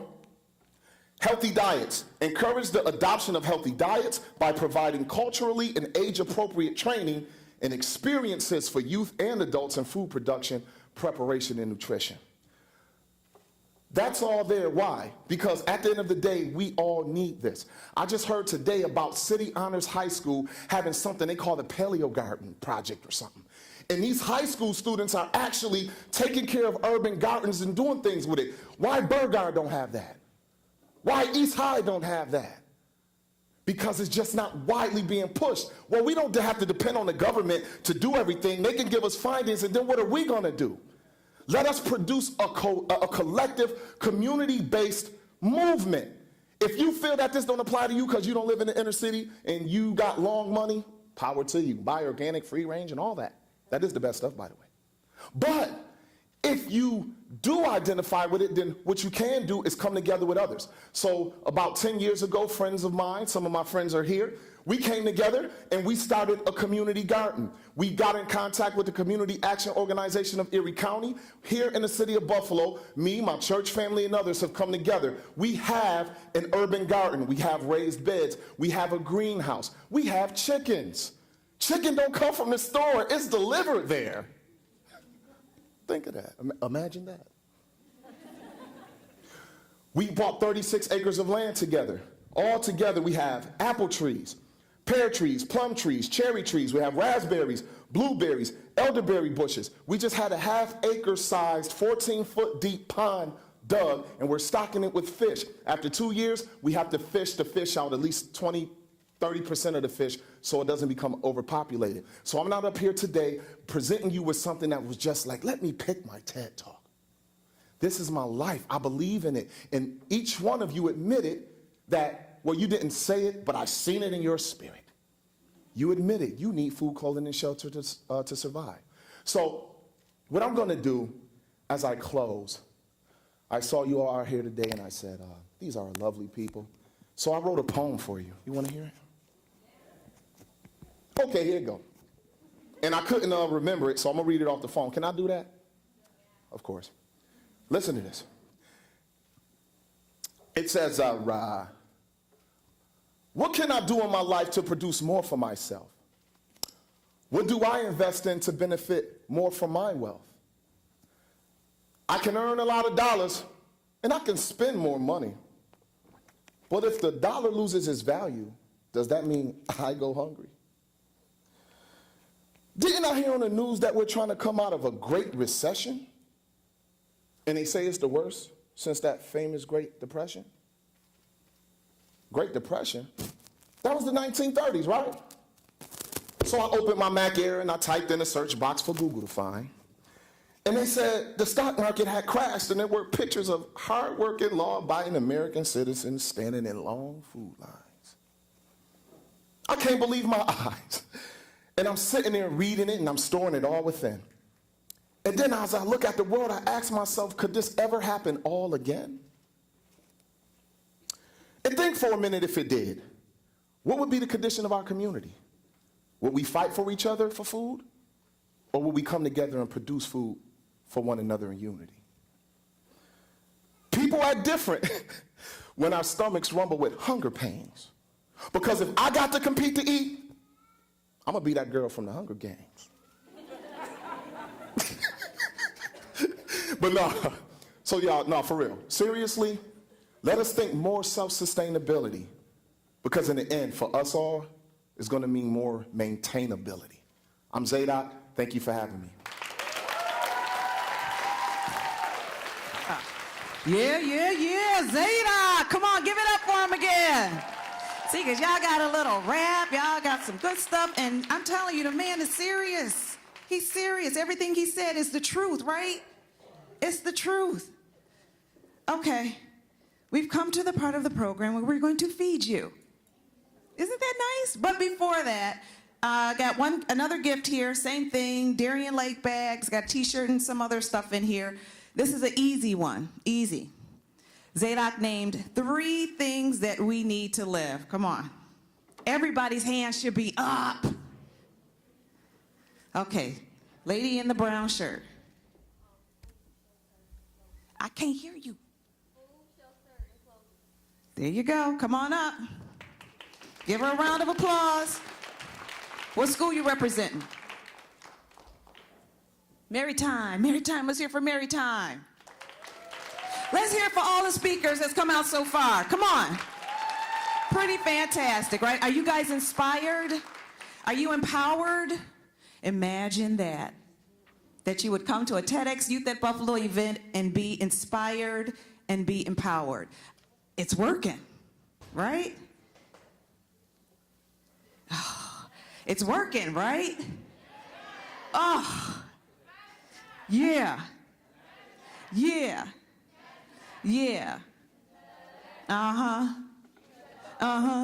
Whoop, whoop. All right, y'all need some energy. Go on and get some food. What you gonna do? Well, wait. You're gonna look for Christina. Raise your hand. She's gonna direct you to the assembly. You can grab your lunch. You can come back here. We're gonna be showing 3 movies. The Man...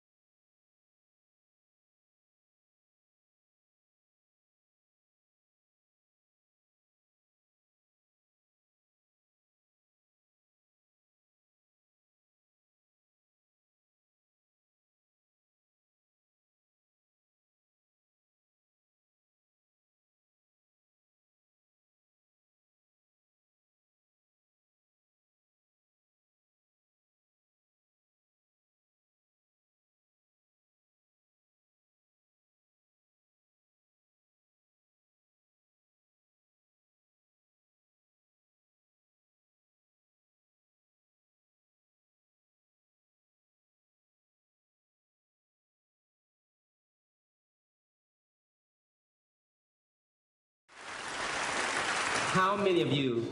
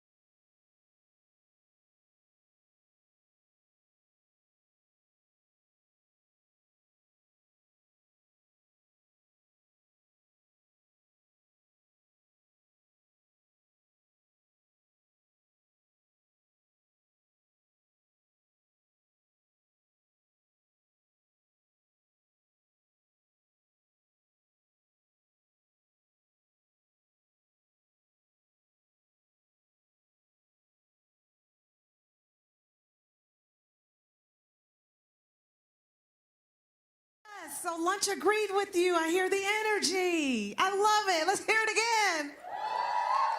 Oh, that's all that needed to happen. We needed to feed you. Was that all? We should have did that first, right? How was lunch? Good? Yeah, good. Yeah, my lunch was good too. Not bad. What did you think about the last speaker there? What was her name? Sarah K. If I should have a daughter. Empowering, right? I do have a daughter, and her name just happens to be Charlotte. Coincidental, you know? Awesome. Awesome. You guys ready for some more good speakers? I was ready to dance. No, wait a minute. Don't do that, man. Are you guys ready for another awesome speaker? Okay, first I got to check the energy. You know when I point, what I want y'all to do, right? Okay? So I'm giving you guys a heads up. Okay. Come on. Come on. All right. Yes, yes. Yes, yes. Oh, you're not supposed to die out. Come on. TEDx. TEDx. TEDx. TEDx. Youth at Buffalo. Come on. Youth at Buffalo. Say with attitude. Youth at Buffalo.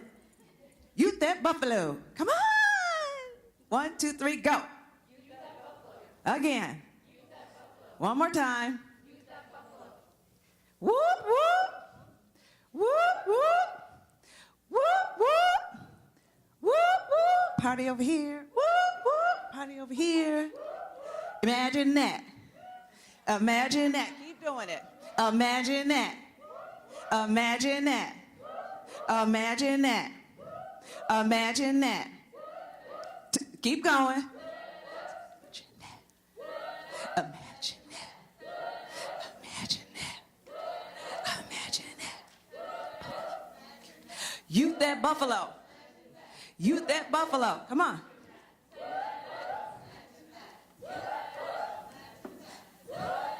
Youth at Buffalo. I can't hear you. Youth at Buffalo. Youth at Buffalo. It's like a choir. I love it. Give yourselves a round of applause. That was pretty cool. All right. The next speaker, she's just some kind of special. That's what I tell her every time I see her. I just like, girl, you are something else in a very good way. Her name is Shandra Spicer. Let me tell you a little bit about Shandra. She's a Buffalo native, and she's the middle sibling of 5. Growing up in a household where her parents instilled core values of honesty, integrity, loyalty, and hard work has made her successful in building her own company. Shandra is the president and CEO of Spicer Group, formerly S&W Contracting of Western New York. It's a commercial general construction and construction management firm. In 1999, at the age of 18, with only a high school diploma, Spicer co-founded Spicer Group after the construction company she worked for closed its doors. By working in the construction industry, she gained a basic knowledge of the field and was encouraged by her father to establish a minority women-owned company to succeed in the Buffalo market. In 2002, Spicer became the sole shareholder and 100% owner of the company. Since 1999, under her leadership and direction, the company has grown from a $29,000 in annual revenue to almost $9 million. I need to do this, $9 million. And in 2013, with sales totaling over $31 million since inception. Pretty awesome, right? Can I get a loan, Shandra? Okay, I'm just saying. All right, I want you guys loud. Please welcome Spicer Group's successfully valuable president and CEO, Ms. Shandra Spicer. Thank you. Thank you for the very kind introduction, Tracy. So please bear with me. I suddenly came down ill yesterday, so hopefully I will give you the energy that you deserve because you have been such a wonderful audience. But I'm going to tell you a story, and it's going to go back to when I was a little girl. And I know I look like I'm 13, but I'm not, I swear. You know, when I was a little girl, I used to dream of my wonderfully rich and just happy and fulfilling future. And when I say rich, I'm not talking about monetarily. I'm talking about my childhood dreams of cooking and baking in my own real oven, not my Easy Bake, if any of you guys still know what that old toy is. And I used to think about, getting married, being a good wife, and if I had kids, being an awesome mother. Those were my pie in the sky, OMG, best life ever, I am winning type dreams. That was my reality that I was just bound to make come true. Or so I thought. About the time I was a freshman in high school, I had to go see my awesome guidance counselor. And when I say awesome, you know what I mean, because we all love our guidance counselors. And so I went to see him, and we talked about different things. He asked me a series of questions. He wanted to know my interests and what courses I wanted to take. And so, based on all my answers, we charted out my future. And with him, I scheduled my second semester courses. And I took the most challenging courses I could, and I loaded up on as many credits possible, because that's what I was supposed to do. So now let's fast forward a year later. I'm in my sophomore year, and I'm back in his office. And we're talking about the same things. We're reviewing my GPA. We're talking about my class ranking. We're talking about what choices I need to best impact my future and my college choices. And so a year later, I'm a little bit older and wiser. No, I was a lot older and wiser, I should say. I'm just joking, but seriously, I had just come off from the most challenging courses I could think of. I had more credits than you could imagine, and I had a herniated disc from the 70-pound book bag that I carried every single day through my freshman year. But in my freshman year, I also learned about this practical vocational school that juniors and seniors attended, had they wanted to, for things like cosmetology, criminal justice, plumbing, carpentry, and to my delight, culinary arts. Here's my chance. Here's my chance, I say. I can start living my dream my junior year in high school. So as I'm enthusiastically telling my guidance counselor about my class choices and the career path I wanted to take, I look at his face, and I notice his facial expression, and he looks disappointed. And what follows out of his mouth confirmed my assumption. He said, "Shandra, no, you can't do that." And I said, "No, yes, I can." And he said, "No, you don't want to do that. You don't want to go to that school because that's for kids that aren't as smart, or they don't want to take school seriously." So we go back and forth. We're going back and forth. He trying to tell me that it's not what I wanted to do, and me telling him, yes, it was. In the end, I won. I enrolled in my culinary course. And the summer months leading into 11th grade, I fondly dreamt of my future. But when I left his office, I could not help that nagging little voice in my head that said, "Are you being stupid? Are other people going to think you're stupid because of the choices you're making? What if you're short-selling yourself? Are you living up to your potential?" And it kind of stayed there quietly. But now I'm in my first day of culinary class, junior year. I am excited. I am happy. Here we go, I say. You're starting your future. You're going to be a 5-star chef in one of the best kitchens in New York City. Here I go. But as the days and weeks wore on into the school year, and I learned 175 ways to make eggs, and I swear there are 175 ways to make eggs. As I made 87 different breakfast breads and every cookie known to man, I looked around and I said, "Oh, I don't want to admit this. I hate to admit it." He was right. These kids are idiots. They don't really want to be here. They just didn't want to be in a traditional formal classroom setting. That's why they enrolled. And I just kept questioning to myself, wow, did you make the right decision? Are you taking the successful path? So senior year, I threw my dreams in the garbage. I enrolled in my practical courses that would ensure my success, and I took up business management classes in high school. But you know what? I was going to be able to say at my 10-year high school reunion that I am an absolute success. So I eagerly completed high school, making sure I took all those practical courses. And when I say eagerly, that's totally sarcastic. But I was making sure that I made the best choices to impact me, making sure that I'd be able to get my BS in business management. And as I was doing that, I was saying to myself, this is BS for sure. So the years rolled on, and I never actually got that BS in business management. But I also didn't venture into the culinary arts world either. But that's no surprise there, because you guys haven't seen me on Iron Chef just yet. I will be there, so look out for me. However, I did start to live my dream. I got married. I had 2 beautiful children. And much to my surprise, I started a business using my high school business management acumen. But about my 5th year in business, I realized I was miserable. And I kept saying to myself, why did you ignore your 15-year-old voice? Why did you ignore your 15-year-old self? Why didn't I listen to my gut? And then I realized I had become more consumed with wondering what other people thought about me, if I was really going to be able to say I was successful or not. I had lost listening to my voice, caring about the things that I care about as a young girl. I realized that as a child, the things that I dreamt about were things that I valued. They had qualities that were worth admiration. And I had my aha moment.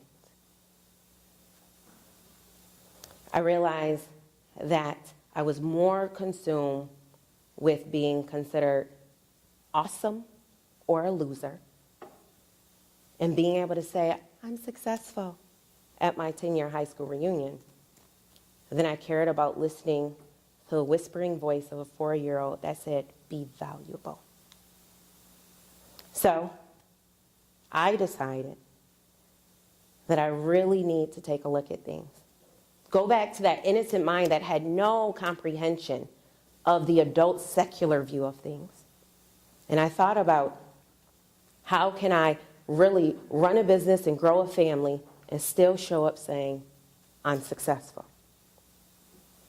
So I decided that I'm going to listen to the 4-year-old Shandra. And I'm going to be worth a great deal to those that care about me, develop qualities that are worth admiration, that my children can hold in high esteem. I'm going to be generous and kind, and I'm going to lead a journey where I leave a legacy built on the wealth of being an outstanding human being and not the wealth of my stock portfolio.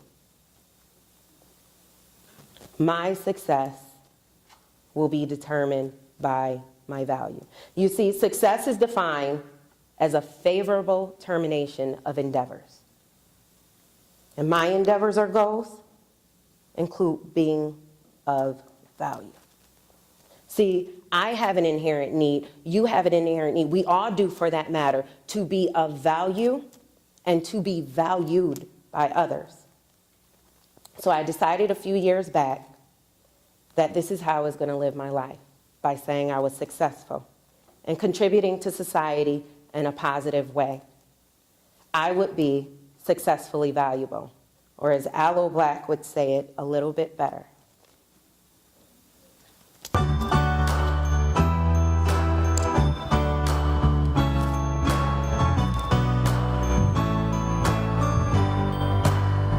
Well, you can tell everybody. Yeah, you can tell everybody. Go ahead and tell everybody. I'm the man, I'm the man, I'm the man. Yes, I am, yes, I am, yes, I am. I'm the man, I'm the man, I'm the man. I believe every lie that I ever told. Gave her every heart that I ever stole. Played my cards. That's my girl, that's my girl, that's my girl, Shandra! This is her world. Yeah, I know she's a multimillionaire. Yo, a multimillionaire. Did you ever think that a multimillionaire could look like you? Seriously. She looks like you, she looks like you, she looks like everybody. So that's really something to aspire to be, right? Multi-millionaire, what? Oh, you know what? I forgot a gift. Can somebody hand me one of those bags back there? Because I've got another question. See how you guys are paying attention? Let's go to Shandra. I'm giving away 2 bags this time. Okay. At what age did she take over a company? At what age did she take over the first construction company? At what age? In the back with the brown sweater on. Yep. 18. Very good. Give her a round of applause. What school are you representing? What? Buff State. Let's hear it for Buff State. Whoop, whoop. Okay, see me afterwards. I'll get you back because they're not paying attention back there. Okay. I told them to bring me a bag. You know, they didn't bring me a bag. Okay, here's another question. This is an easy one. In 2013, what did she grow? To what amount did she grow her business to? 2013. I gave you 3 different figures for 3 different years. 2013, she grew her company to how much annually? I got to pick somebody different. 9 million? Yes. Yep. Oh, look at there. Okay, what school you representing? Buff State? Oh, okay, come on now. Buff State's taking over. Taking over. Okay, you guys still with me? Are you with me? Are you with me? All right, you know what? I'm just going to go to the next speaker. Her name is Kathy Leckie, and she is dynamic. Yes, she is, and very inspiring. She is a founder and president of You Can Too, an organization that promotes children participating in charitable acts. She earned her Bachelor of Science in Education at Cortland and began her professional career as a teacher in a progressive, independent K-8 school. While there, she learned to relate to young people in a way that made sense. She has volunteered for many organizations, including the Hope Water Foundation, Madison Alcohol and Drug Education Coalition, the Cove Center for Grieving Children, along with her children's classrooms and sports teams. She is so thrilled to be back in Buffalo after leaving Western New York 20 years ago, and currently she lives in North Buffalo with her husband and 3 children. She is currently employed by Hearst Media, where she works with small businesses to grow their online presence for greater success. She is an entrepreneur at heart and believes in the power local businesses have in shaping their communities. Her business goal is to be a part of making Buffalo a place her children won't want to grow up and leave. Kathy wants to thank the TEDxYouth at Buffalo committee, especially Stacy Watson, for recognizing, before she even did, that she had something that needed to be spoken. Please give a warm and heartful welcome to Kathy Leckie as she talks to us about the choices we make. Let's hear it for Kathy.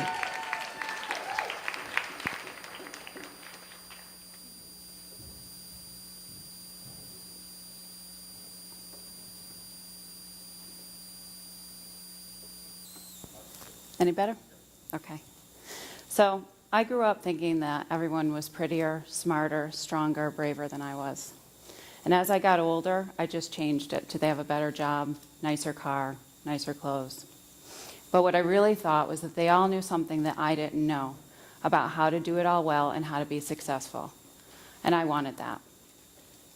So imagine my surprise when I found myself living on the Connecticut shoreline with a wonderful husband, 3 beautiful kids. I had a great job, 2 cars in the driveway, a dog, a cat, and a fish. I had the perfect family.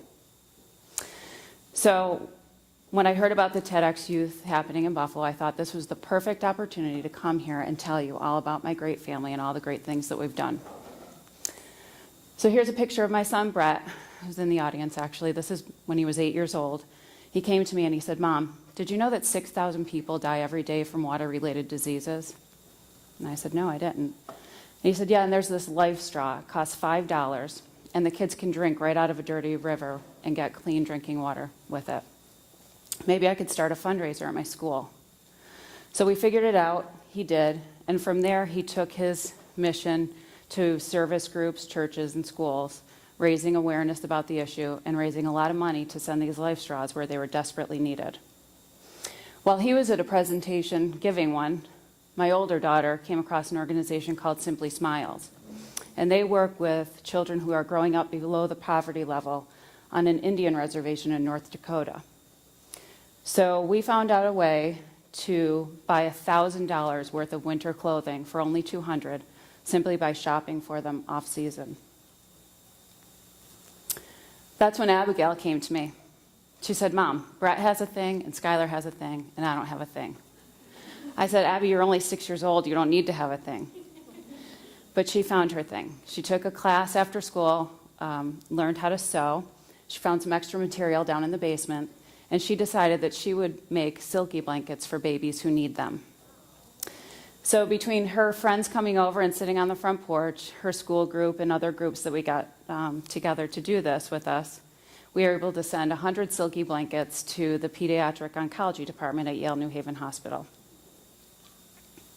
So that's why I thought I was here today. I thought I was here to tell you all these great things. But 2 years ago, we lost our family business. We lost everything that we had along with it. And 2 weeks ago, my husband went to prison for 2 years. So I had to make a choice. I had to decide what I was going to do. Was I going to come up here and brag to you about all the great things that we've done because I'm really good at that? Or was I going to tell you the truth? And the truth is all of it. It's all the good stuff, and it's everything else.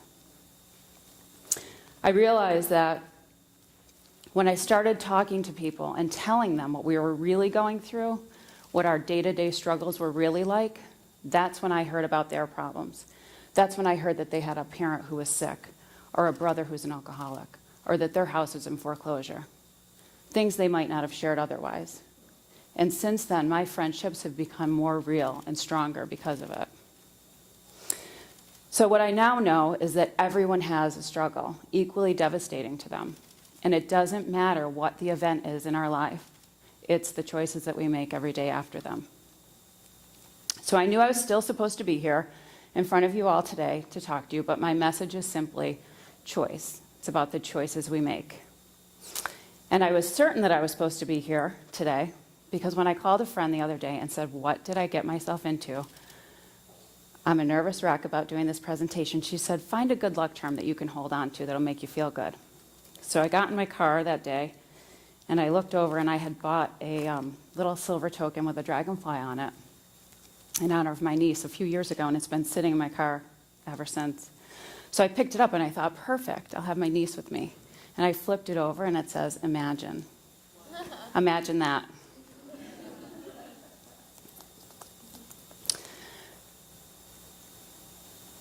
So it's not if we're going to lose someone we love. It's not if an accident's going to happen. It's not if a major change in our plans will occur. It's when. And when it does, what will you choose? So I realized I had 3 big choices to make. The first thing I had to do was choose what perspective I was going to take on this situation. First question I asked myself is, could this be any worse? And yes, it could. This was not death. Okay.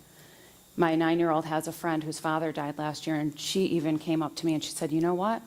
His father can't call him every once in a while. He can't email or write letters to his father.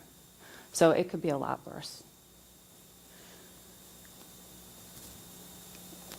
I also had to decide whether I was going to be angry about this situation that I found myself in, or if I was going to find the opportunity in it and learn from it. And I did both. Because in the beginning, I was very angry. Angry about being in a situation that I didn't want to be in. Angry about having to leave everything I knew and had behind. But that didn't do anything to change it. So I started looking for the opportunity. We had the opportunity to come to Buffalo and make all kinds of new friends. We're in a very rich and diverse community. We've found out how many people really care about us in our lives. We have found strength that we never knew we had. We've increased our faith, we found the opportunity. I also had to decide whether or not I was the victim in the situation or if I was going to be empowered by it. And again, I tried both. So at first, I was the victim. I dressed like the victim. I acted like a victim. I talked like the victim. And I noticed myself one day at a school event where I had been, kind of the life of the party. I knew all the parents. I was always involved with everything. And I saw that night I had dressed really poorly and didn't have any makeup on and wasn't really talking to anybody anymore. And I thought, you know what? I look like a victim right now. And I'm not. This is not who I am. So I had to really think about who I am and what I wanted to get out of the situation. So when I was sitting on my couch with tears in my eyes, no job, no money, just problem after problem, 3 kids who I was trying to keep going, I created a vision board. And this is the board that I made. I put specific messages on there that I needed to hear, and then I posted this board everywhere I could see it, on my phone, on my desktop, on the wall, so that all day I was making choices to get me closer to these goals. And even when I felt like staying in my bed all day and not doing anything, I did one thing. Maybe it was make a phone call, send an email, go to a networking meeting, something. Because every time I did do that, it took me to the next experience. And all of those experiences led me to the job I have today. The job I have, I had no experience for, and I had no belief that I could do it. But I knew it would be a good move for my family. I knew my family needed it. Part of the interview process was coming up with a PowerPoint presentation and giving it to the regional vice president of the corporation. Very intimidating. Never done anything like that before, and I wanted to quit 100 times while I was working on it. The last thing I said that night at 11 o'clock was, I'm not going. But I did. I got up the next morning, I got ready, and I went. I got the job, and 6 months later, I won an award for the work I was doing. And that job has been my way of becoming self-sufficient. I'm able to provide for my family in a way that I've never been able to do in my life. I also had to choose whether or not I was going to let this situation break our family apart, or if I was going to allow the space and the time to bring us together. And already in 2 weeks, we've shared a lot of emotions and feelings and words that might not have ever been exchanged before. So already that's working. Now I have the opportunity that when friends are going through a difficult time, I'm the one they call, because they're going through job losses, divorces, illnesses within their family. And I can help them choose their perspective, choose what they want to get out of the situation. So then it comes down to the everyday actions. I chose to act. At first, I wanted to sit on that couch and wait for somebody to come and save me. I waited for my parents to tell me what to do. My husband, my boss, anybody, just wanted somebody to save me. I realized that it had to come from within me. I had to figure this out and do what was best for me and my family. And I chose love. My worst moments were when I was filled with anger and fear and doubt and all the negative emotions you could imagine that you'd be going through at this time. So I would ask my higher power, please just fill my heart with love. Because when that happens, there's no room for anything else. There's no room for fear. There's no room for hatred. I was able to look around at the people around me and approach them with love and know that we all are just a product of our own experiences, that none of us have all the answers. I chose gratitude. So when my husband was leaving 2 weeks ago, I had a very important decision to make. And that was how to update my Facebook status. That day I chose to write a quote by A.A. Milne that says, how lucky I am to have something that makes saying goodbye so hard. I chose to be me, no matter what the circumstances are. I used to think that I was the life I lived, that I was the clothes I wore and the car I drove. But when everything was stripped away, I realized it wasn't. It was me.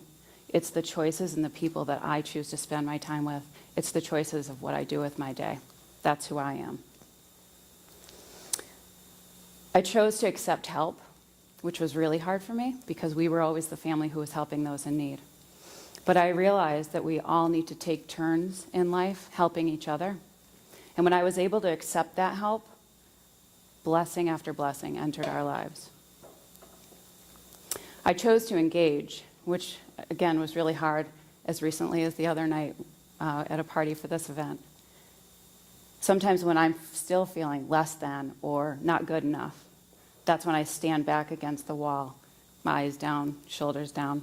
And I have to choose to walk up and introduce myself to people. I have to choose to engage. And the hardest one was choosing the truth.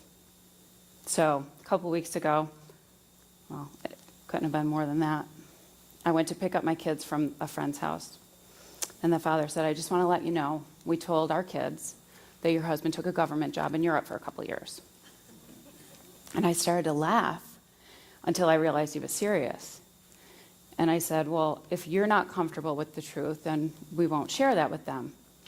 But this is my kids' lives. This is what we're doing. And they actually appreciate when people know what's happening and then they can talk freely about it. So I would ask you to choose your words carefully. When people ask me how I'm doing, it's always been a hard question for me. The past few years, it's a hard question to answer. But I always answered it with, I'm okay right now. I'm strong. I'm struggling, which was honest, but still fighting. I'm resilient, and I'm okay. It reminds me of the quote by Gandhi that says, choose your beliefs because your beliefs become your thoughts become your words become your actions become your habits become your values, and your values become your destiny. And I believe we all have the choice of how we believe our situation really is, and that we ultimately have a choice in our destiny.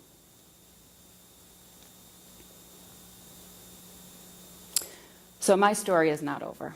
We have a lot of ups and downs still to come, and I understand that. But I know that the lessons that I teach my kids today are the lessons they'll teach their children when they are grown. And so our story really will continue to move on. And right now, you are only in one chapter of your lives. It's like a choose-your-own-adventure book. You get to choose the ending. And if something gets in your way, you get to choose again. And you always just keep taking that one next right step because you're only one choice away from your truth. So you may wonder why I chose to come out here and tell you the truth. I wanted to tell my kids that although their father's in prison, we don't have to be. That there's a freedom and honesty that they deserve.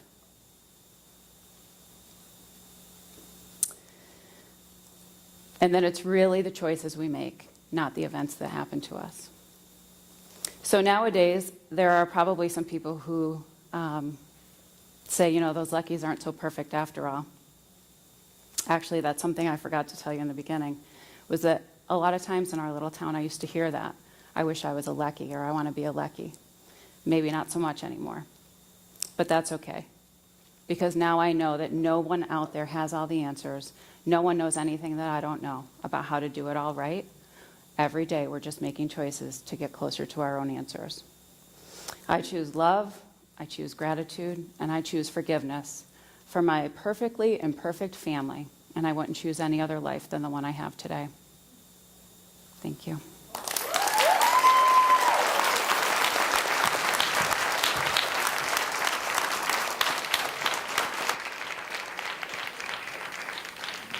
Awesome, awesome, awesome, awesome. Are you guys inspired? Was that touching or what? Really, seriously, I'm gonna tell you, when I first heard it, I was like, wow, what an amazing woman. And her kids are here. Where are her kids? Can her kids raise their hands if they're out here? They are here. There they are. There they are. Absolutely amazing. Amazing. And it's a matter of, like she said, not if something happens in your life, it's when and how and what choices you will make when that happens. You know, and we all have it in us. It comes out in the end. And I think that's been the message with all the speakers, right?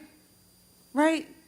like was it Marty V? Was it Marty V that talked about, no, that was Fatumata, talked about that unconventional gift, you know, that you have inside of you that you, at one point, were like, oh, I'm embarrassed by it, or I don't want to talk about it, or I want to change it, or I want to fake it. But then you realize, wait a minute, this is a gift. Why am I hiding it? You know, it's a great message. It's a great message for everybody. Yes, it is. How are you guys? How are you? I know you good. I know you are good, good, good. All right, what's over here? Come on. Huh? I'm glad you're fantastic, but I'm looking for something else. Thank you. I got you. Imagine that. Imagine that. Imagine that. Where are we? We are TEDx. TEDx. TEDx. Youth at Buffalo. Youth at Buffalo. I like that part. They got it. They got it. They got it. Imagine that. Imagine that. Could you imagine that you were here and that you would be inspired by all these speakers? Did you imagine that would happen today? Do you believe it? Are you inspired? Are you driven? Are you empowered? Are you ready to leave here to maybe start your own company, no matter what it is, a t-shirt company, a website company, a construction company? I'm inspired. I really am. And you should be too. Okay, before I give away, or before I call up our next speaker, I want to give away the last bag, and this got to be a girl for a girl, unless, you know, we got some guys here and wants a real nice pink bag. Okay, so now here's the question. This is going to be hard too, because I read this in her bio, but she credits one person who is a mentor for talking her into doing this. Who remembers who that person's name is? I know Tamira knows. I know you know. She knows. You don't know? Come on, anybody want to take a guess? I heard you say it. Say it out loud. Say it again. That's it, Stacy Watson. I met Stacy the other night. She's phenomenal. She's phenomenal. Here you go, sweetie. What school you coming from? Lindbergh? All right. I'm glad you're here. I'm glad you're here. Okay, guys, can I get just a little energy? Can y'all stand up for me? Let's stand up. Stand up. Stand up. Come on, come on. Stand up. Shake it off. Shake it off. Stretch. See, you had lunch and you've been sitting here and I know y'all trying to fall asleep. No, no, no, no. Come on. Turn around. Turn around.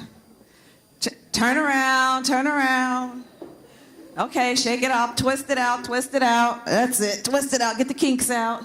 Okay, one last shake and then sit it down. Thank you. Okay, I think everybody's up now because we got to give this next person some serious energy. Okay, although she's going to come out here like a little fireball. And I know a lot of you have probably already heard of her, seen her out, or heard her. Her name is Adriana Gambo, also known as Adri V. Who's heard of Adri V? WBLK, Adri V, radio personality. She's all that and then some. Let me tell you some more about her. She started her career in broadcasting at the early age of interning at WBLK. Known around town as the go-getter, Adri V realized early on that one must ask, seek, and knock for what they want and believe in. With this plan in mind, she began to grace radio airways for the Town Square Media, the very same station that she once interned for. Adriana obtained her Master's of Business Administration with a concentration in marketing from Medaille College and a Bachelor of Arts in Communications with a minor in Media Studies. She also holds 2 certifications in Public Relations, Advertising, and Journalism from the University at Buffalo. Adri V took full advantage of gaining all the experience necessary while in college by not only interning at WBLK, but also at WKBW, BET, and CNN. Her love for empowering youth has led her to become the voice of the youth, allowing her to become a motivational speaker, carrying the message of pursuing higher education and the importance of being a go-getter. Through her own efforts and understanding and the need to pay it forward, Adri V founded the Go-Getter Scholarship, created the I Am a Go-Getter Initiative Enrichment and Mentoring Program. Her initiatives focus on motivating and encouraging young adults and youth to dream big, strive for excellence, and never give up hope in pursuit of your dreams. Let's give this broadcast professional, youth advocate, and educator a real go-getter. Welcome, Adri V! Check, check, check. Thank you so much, Miss Tracy. I love you. I have to do mic check, check, check. Good afternoon, everyone. No. You're going to have to give me a little bit more. Good afternoon, everyone. Thank you. As Miss Tracy has said, my name is Adriana Gambo. Go by the name of Adri V. I'm a radio personality, but to my students after a wonderful school named McKinley, they call me Mrs. Gambo. All right, so I'm here today because, it's a youthful event. I consider myself a youthful person. I'm in a 20-something club. Shout out to all my folks in the 20-something club. So today, I want you to be motivated first and foremost, but I want you to do something with me. With much fortitude and power in your voice, and I know a lot of you, we all have been in school before, we get very loud in the cafeteria. I need you to act like this is the cafeteria and repeat after me. Say, I am a go-getter. I am a go-getter. We gotta try this again. I said power and fortitude in your voice. I am a go-getter. I am a go-getter. Wonderful, yes indeed. So anybody here heard of the term go-getter used before? The definition? Well, how do they use it? Like, she's a go-getter. That means she's getting up and going and get it, right? Right? So when I decided to look up the word in dictionary.com, the word go-getter, spelled G-O-G-E-T-T-E-R, is an enterprising, aggressive person, ambitious person who works very hard and wants to very much to succeed. And that sounds like a great definition, correct? Real great. But it just didn't cut it for me. I was like, not enough, right? So I decided to switch up the word a little bit, give it a little bit pizzazz, and make it spelled differently. So go-getter, G-O-G-E-T-T-A, is someone who takes a holistic approach to go after what they want in life and believe in. A person that does not wait for anything or anyone to give it to them or go for that opportunity. They just simply get up, get out, and they go get it, and they just ask, which is an acronym for ask, seek, and knock, and I'm going to tell you about that a little bit later, all right? So when you guys were younger, I'm sure, wait a minute, who do we have in this building? Do we have any grammar school students in here? Raise your hand. High school students, raise your hand. It's a whole lot of you guys. What about my college students? Raise your hand. Oh, wonderful. So I'm sure at some point someone asks you, what do you want to do with your life? What do you want to be in life, right? You guys had that question asked? Or you even had these silly people who kind of told you a lie. Well, I'm not going to say lie. I'll say false truth because a lie is kind of harsh. They will tell you that you have time, right, to figure out what you want to be in life, and you're just a kid and you're just a teen, and, you got a little bit time to make things happen, and, of course, that you got to go to college to get a good job. Who heard that before? You heard that before? Well, it's not the truth. These people are not on point with this, okay? I'll say no. It's not true that you do have time. You don't. Because the time is now to start activating. And it's not true that you go to college to get a good job, you go to college to get a good career, right? So right about now, I want you guys to close your eyes because we're going to do an exercise that I like to call daydreaming. And I did this a lot of times when I was in school, sitting in class, when the teacher would be talking, and when she's talking, it's like, wah, wah, wah, wah, as I'm daydreaming. But I want to take you to a place called Go-Getter Land. So close your eyes for me. No one is going to take your purse. Everything is safe. Close your eyes. Now we're going to step into dream territory, and I call it the Go-Getter Land. Well, everything is possible. No dream is too big, and you can do everything and anything that you want to do. Now think about that one thing that you want to be as you get older. Think about that one thing your friends say, girl, you are so good at this. Boy, you are great at this. Now think about that one thing that if you can wake up every day of your life and do it, what would it be? Think about it. You got it? Now grab it and open your eyes. Now I want you to take that thing, put it in your left hand, as this is my left, and I want you to take it and glue it to your forehead. Yep, My mother said this is elementary, but this is what I do all the time. Glue it to your forehead. Now I want you to glue it to your eyes so you can see it every day, and as it's glued to your forehead, you're going to think about it every day. Secondly, I want you to glue it to your heart. So as you breathe and you walk and you operate, you're going to feel it. And glue it to your hands, because every day you got to know that you got to work it, right? So I'm telling you all this because I'm going to share with you my experience on how I was able to start being a go-getter by thinking about it, dreaming about it, feeling it, daydreaming about it, and most importantly, deciding to activate on it now. So when I was in school, I had a teacher ask the very same question: what do you want to be? So everybody raised their hand. I want to be a cop. I want to be a police officer. Of course, the same thing. I want to be a firefighter. And since they started saying those things, I said, you know what? I want to be a lawyer because I can talk. And I promise you, whenever my mother came into school, the teachers would say, Adriana is a pleasure to have in school, but she just needs to stop talking. She talks too much. And the report card would say the same thing, straight A's all day, but she needs to stop talking. She's put in the corner a little bit too much. So I figured, okay, that's what lawyers do. They walk into the office, walk into the courtroom with their briefcase, and they get to talking, telling the judge how they feel, right? So I said, that's for me. That's what it's going to be for me. And then my grandfather handed me a law book. And I said, this is not for me. I was not interested. So I said, okay, what else can I do with talking? I love music and I love to talk, so I think I'm gonna do this thing called being a radio personality. Because it started to click. Where some kids got off the school bus, they ran home to turn on their favorite television show. For me, I ran home to turn on a radio station. I went to sleep to the radio. I woke up to the radio. And it was something about this beautiful voice on the other side of the radio that always was great to me, especially when she told me I didn't have any school on a snowy day. That lady was my favorite lady in the world. So I said, bam, that's it. That's what I want to be. So for Christmas, I told my mom, Mom, I need a karaoke machine. Not because I can sing, nope, didn't get that gift. But because I knew I wanted to talk and record myself talking and make believe, go into my go-getter land, that I was a radio personality already. So in my head, I was a radio personality. I started believing it. I started seeing it. I was dreaming about it, you know, and really operating in it. And so I ended up interning and doing a radio show at my community center where we had a radio station. It was only a 2-block radius, so my mother could probably hear it just a little bit at home. And I was really taking this very serious, right? So one day my mother came to me out of love, which I'm sure all our parents do, and they try to give us that guidance. Hey, Mom, I love you. She right there. Raise your hands. And so she said, Adriana, you know, I really believe you should do something else. You know, you should be a nurse. Go into the medical field because when you graduate, you're guaranteed a job because if you want to be a radio personality like your god sister, she didn't get a job when she graduated. So that may not happen for you. So I was like, man, you know, my mom loved me. Maybe this is what I should do. But I was like, Mom, I don't even like hospitals. I don't like sick people. When I go with you, I'm like, I'm about to throw, because it smells so weird. Don't like it. So I said, you know what? I'm going to be determined and take what she think I can't do, although she's telling me that's out of love. And I'm going to make this happen. So I got to high school and I did everything I can do to make sure that radio was my go-to thing. I started interning at the very same radio station I work for now, just as a 16-year-old.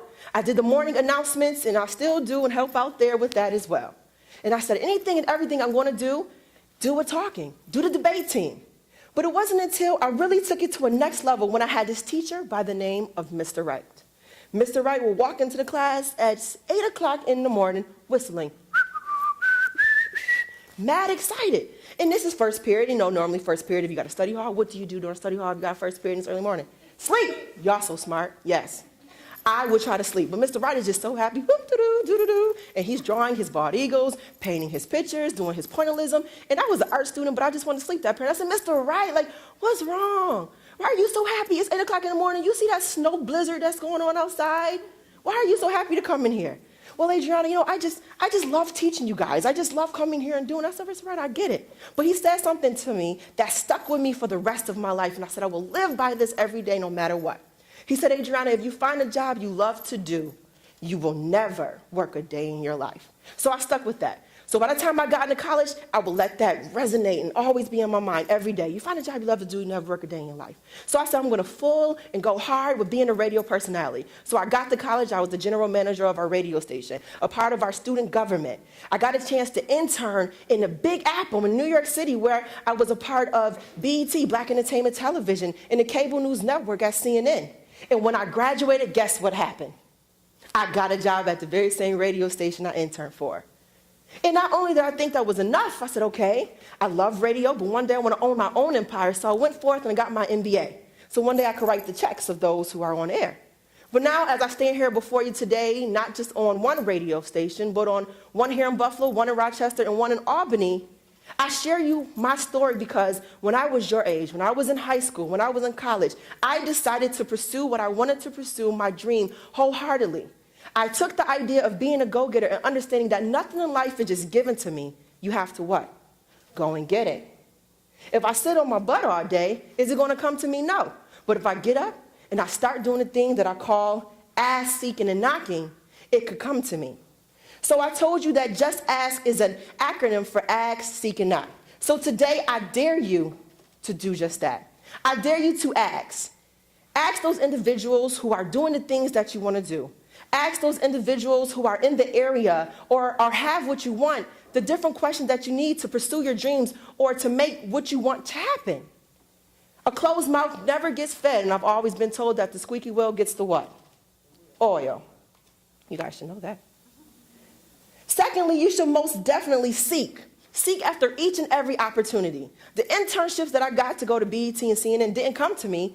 I seeked after them. I got a chance to connect with an alumni who was from UB, who was the COO at that place. And I said, hey, can I intern with you? And he said, yes. I simply asked and I seeked after him, and I got the opportunity.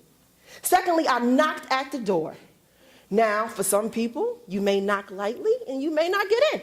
But be bold enough, because if what you want is on the other side of the door, you have to knock. Knock until that door open. Knock, sometimes you got to knock it down. And if they're not letting you in, even after you try to knock it down, be creative and create your own door.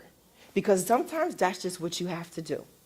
If you want to be a fashionista, a stylist, right now you can start blogging. Activate your dreams. If you want to be a lawyer like I once was, find a mentor who is a lawyer. And if you are a person who loves playing video games, that too can be a career for you by being a video game programmer or creator. There is nothing that you can do at your life right now that they tell you that you're too young or it's too early or you got a little bit of time. No, you don't. Today, I dare you to activate your dream. Become who you want to become later on. When they say, what do you plan to do 10 years from now, 5 years from now? I tell you to tell them, what do I plan to do right now? Because every short-term goal is a goal that's right now. Every long-term goal is a short-term goal, because if you don't start today, you will never get to the short place and you'll never get to the long place. So today, I double dog dare you. Y'all remember that? To activate your dream. Become a go-getter and ask, seek, and knock at each and opportunity. I am Adriana V, the go-getter. And of course, I am a go-getter. Thank you. Go get 'em, I'm a go get 'em. Go get 'em, I'm a go get 'em. Go get 'em, I'm a go get 'em. Go get 'em, I'm a go get 'em. Go get 'em, I'm a go get 'em. Go get 'em, I'm a go get 'em. Go get 'em, I'm a go get 'em. Go get 'em, I'm a go get 'em. Go get 'em, I'm a go get 'em. Go get 'em, I'm a go get 'em. Go get 'em, I'm a go get 'em. Hey. Are y'all ready to ask, seek, and knock? What'd she say? Ask, seek, and knock. And if the door isn't there, what you got to do? Or create your own. I like that. And when I hear her say activate, you know what I think of? And I know I'm going to be telling my age, but no, the Wonder Twin powers. Does anybody remember? Wonder Twin powers, activate. Yes, yes, yes, yes, yes, yes, yes. I love it. You know, I mean, but that's like empowering, you know? We all have it within us to activate, you know, our inner go-getter. I'm a go-getter. I want to be a go-getter. She's so cool. She really is. She cool? She is so cool. How are you guys doing? Woo! I'm tired. But it's all good. It's all good. Okay, just one last time, okay? There you go. They're getting it. Here we are in the 12th hour, and they finally got, okay, let's hear it again. Come on. Come on. Come on. Let's go. Again. Y'all ready? Again. Keep going. I want y'all to keep it. We're going to do the choir thing. Ready? Imagine that. Imagine. Go ahead. Okay.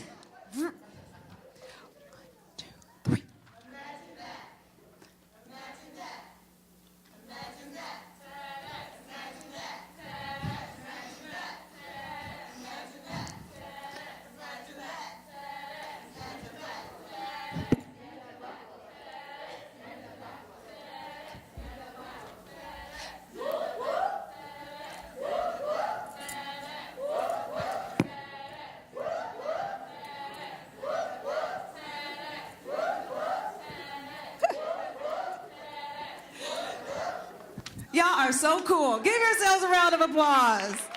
Woo, that's awesome. That is awesome. I bet you guys didn't think you could do that, right? Now you go to your church and you just go in that choir and say, listen, I've got experience.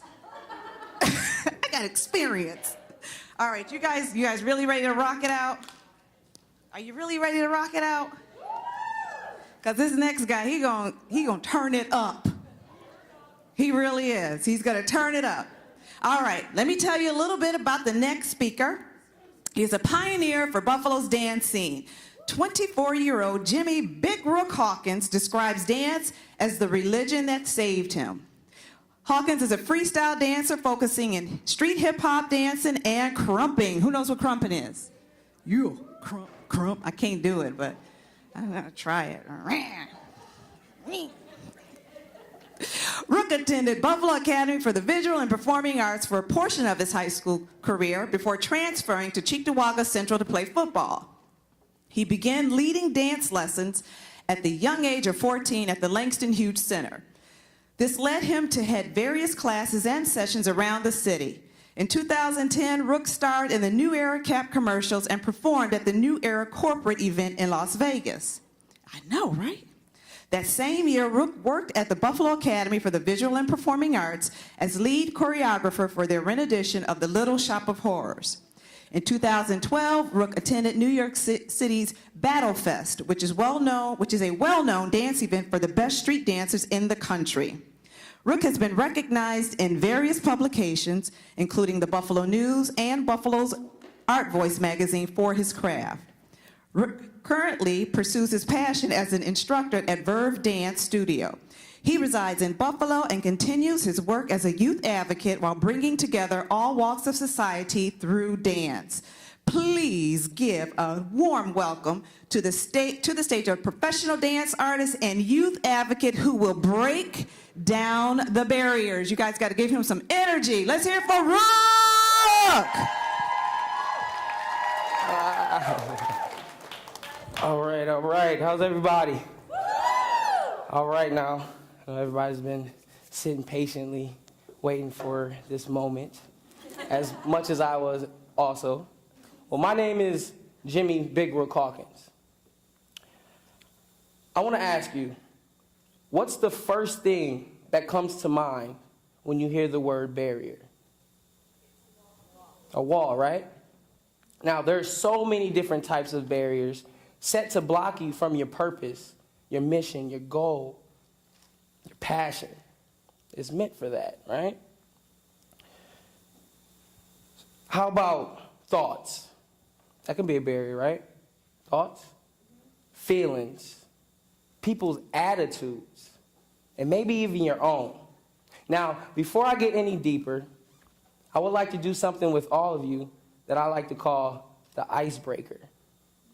So, this is what we're going to do. So let's practice on a little social engagement to test out my theory on how I believe that dance can get rid of some of the social stigmas that we face today. So if you all can raise real quick, please. Loosen up. I know you've been sitting down for a while. Now, I have a song that I love, and hopefully you guys love as well. And I'm not going to tell you what to do. As soon as you hear the song, just let the music take over your body, okay? We're going to rock with that. Just have a little character, There we go. There you go. How you feel? I see you. Okay. Okay. All right, come on, y'all. I see you. I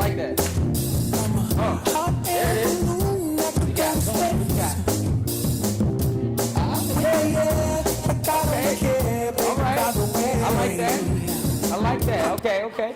All right, that was great. Give a round of applause for yourself. That was great. All right. Now, let me ask you, how does everybody feel? Happy, right? You look good. Now, let me ask you another question. Were you worried about how you looked? A little bit?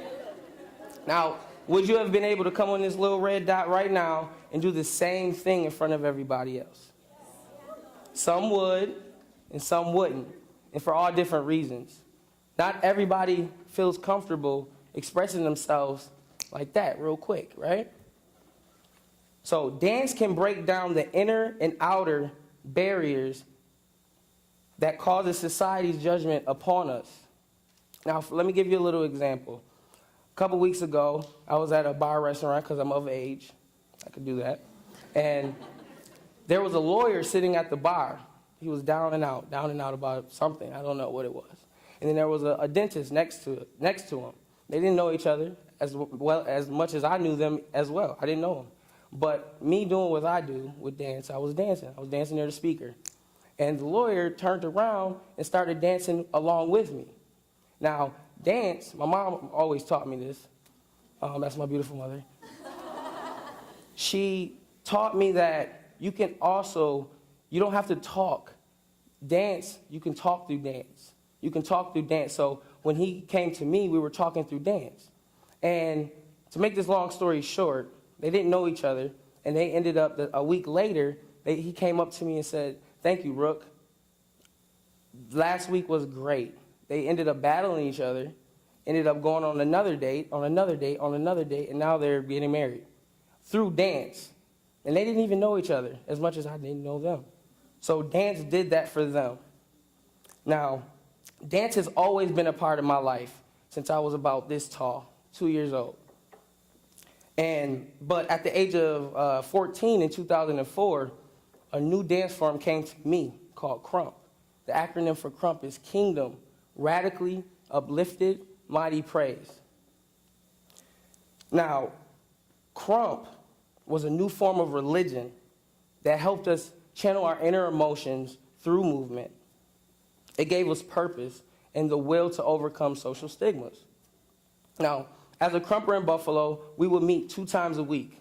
Tuesdays, the big homies, the teachers, the instructors, would teach the kids fundamentals, arm throws, arm swings, etc. But on Fridays, we couldn't wait for Fridays. You want to know why? It was called a session. Now, a session is, imagine a group like this, all of us, all together, and there's one person in the middle. They get to express themselves freely. No judgment is placed upon them at all. They go through a lot during the week, but on that Friday, it's their one and only chance to actually be themselves and not be judged. Now, it didn't matter how they looked or dressed, etc. We just came together as a family and just danced. Now, sessions helped me with my mind, body, and soul, and I took that everywhere I went. It didn't matter where I was or who I was with. I always remember where I come from.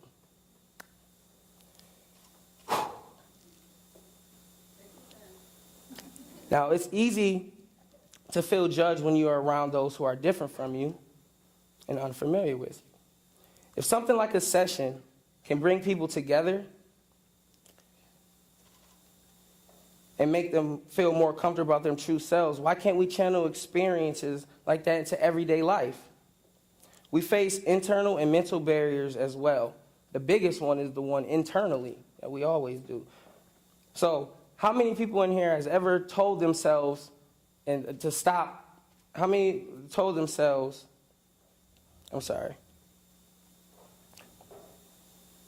how many people in here have ever told themselves that they couldn't do something?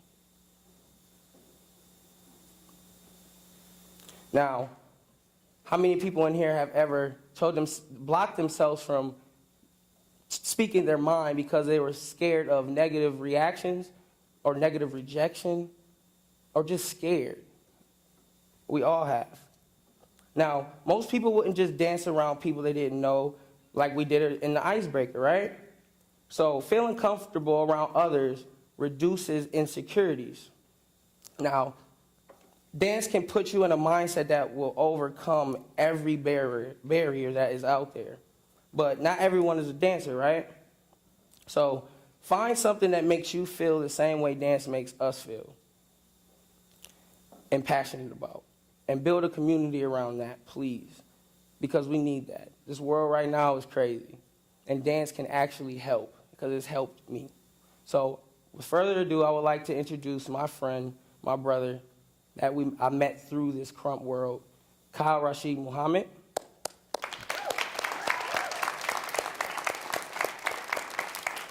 Now, Kyle and I, we always have conversations about overcoming obstacles together of just day-to-day basis, but if it wasn't for crump, pretty sure we probably wouldn't have known each other.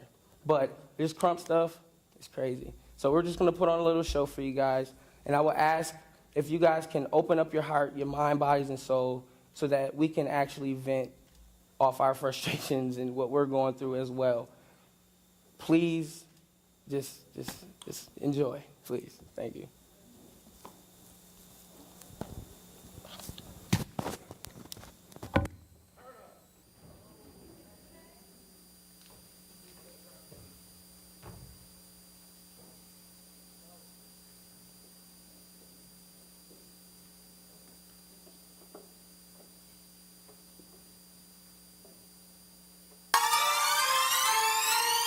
Yeah.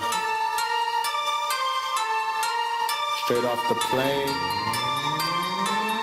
dropping a flame.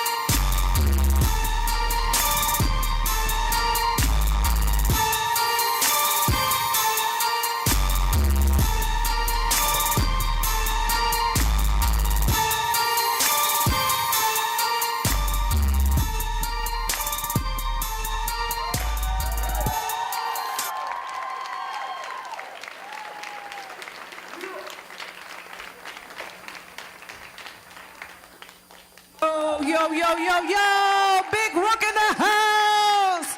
That was awesome. Who's ready to crump? Christina. Go, girl. Crump, crump, crump. No, okay, I'm ready. That's like hot, man. Okay. Woo, woosah. Okay.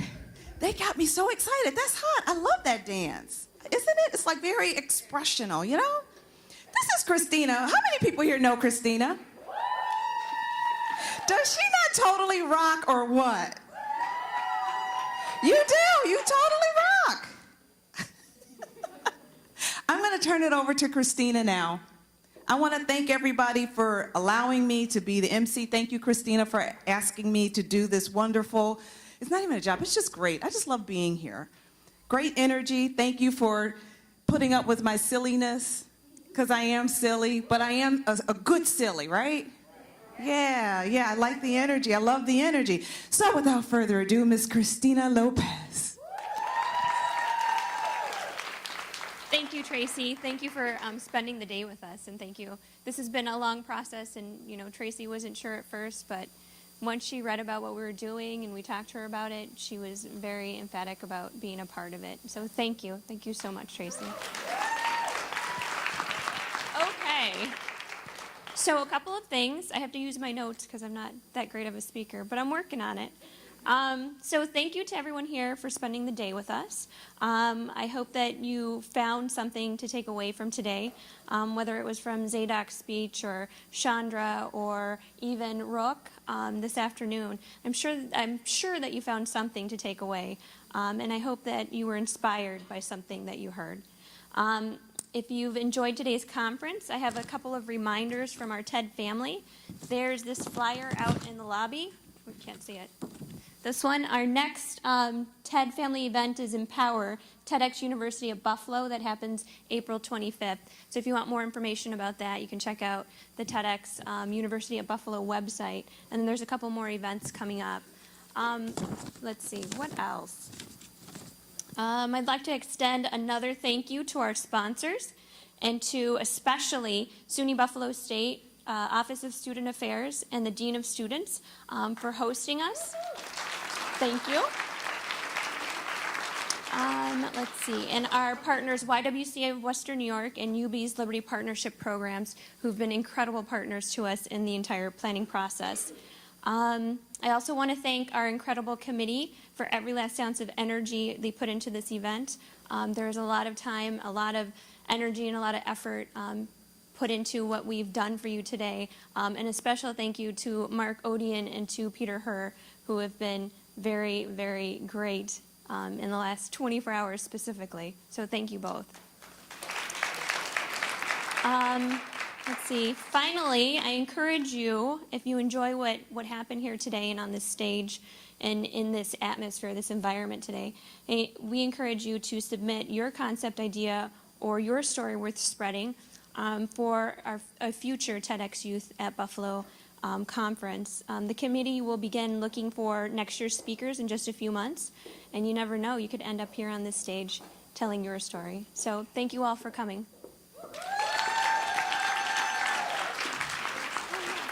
Come on, we're going to get the speakers out here so you guys can really show them your love. Come on out. Come on out. Shandra, Zadok, Big Rook, Marty V, Adri V, Kathy. Come on out.